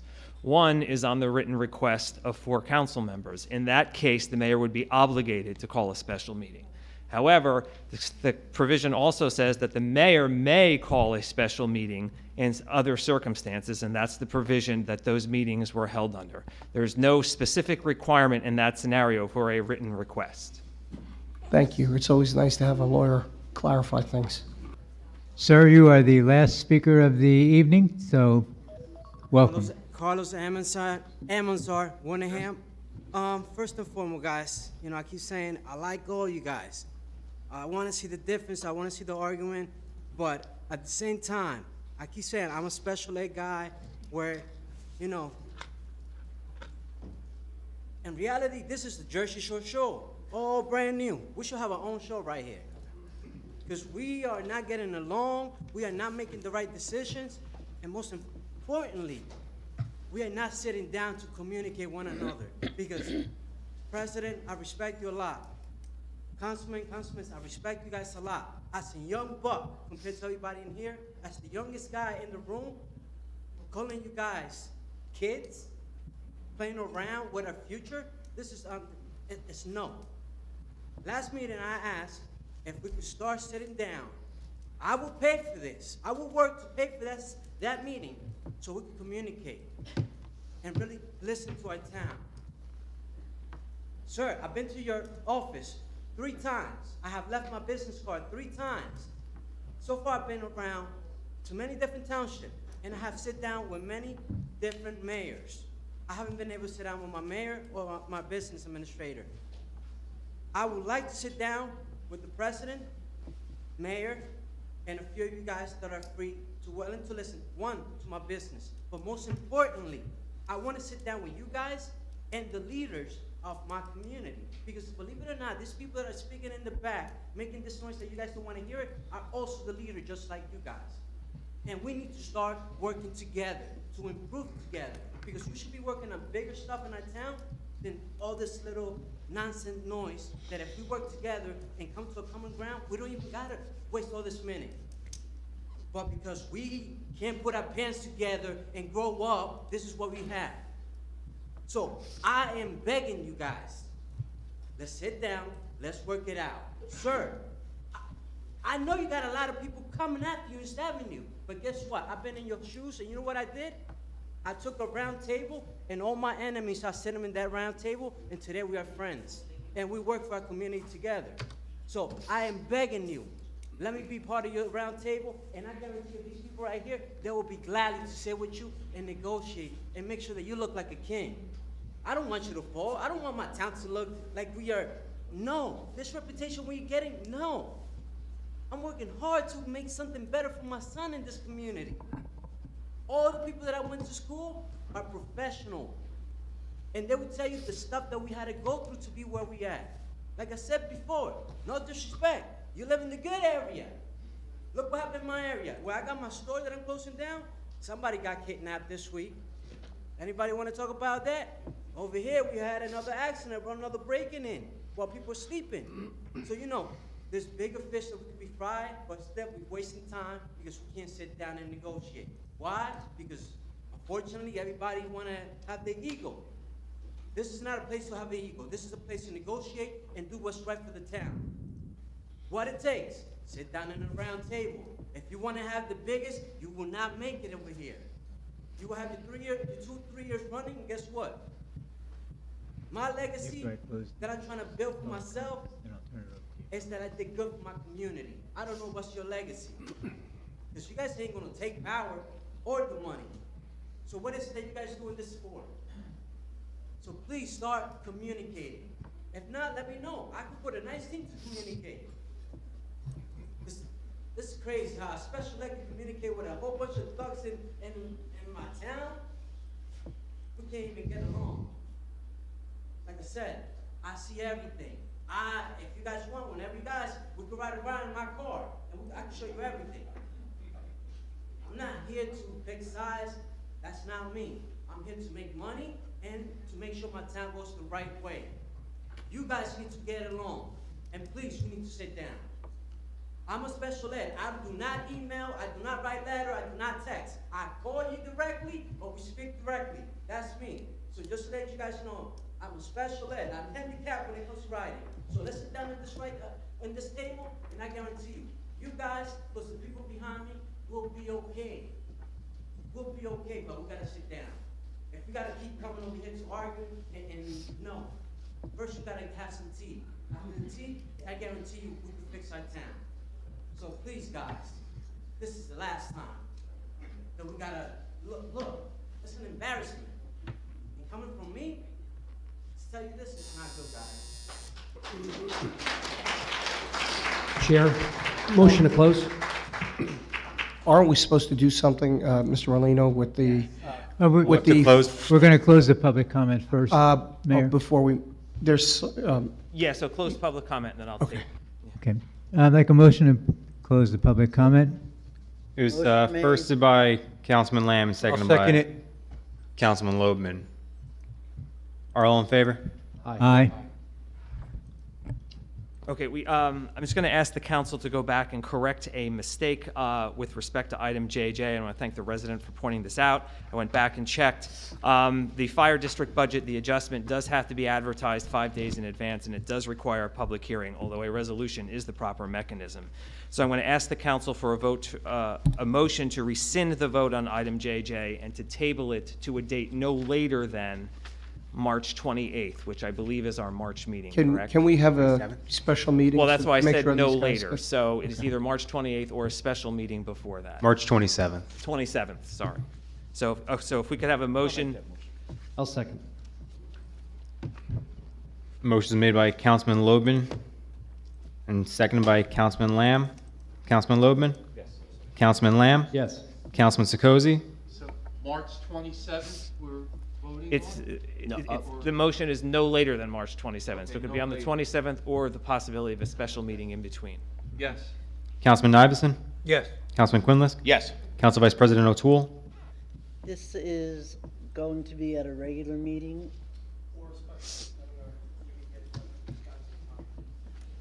Yes. Council President Coleman? Yes. Okay, it's my understanding we have no need for an executive session, so I'd like to have a motion to adjourn the meeting. I'll make that motion.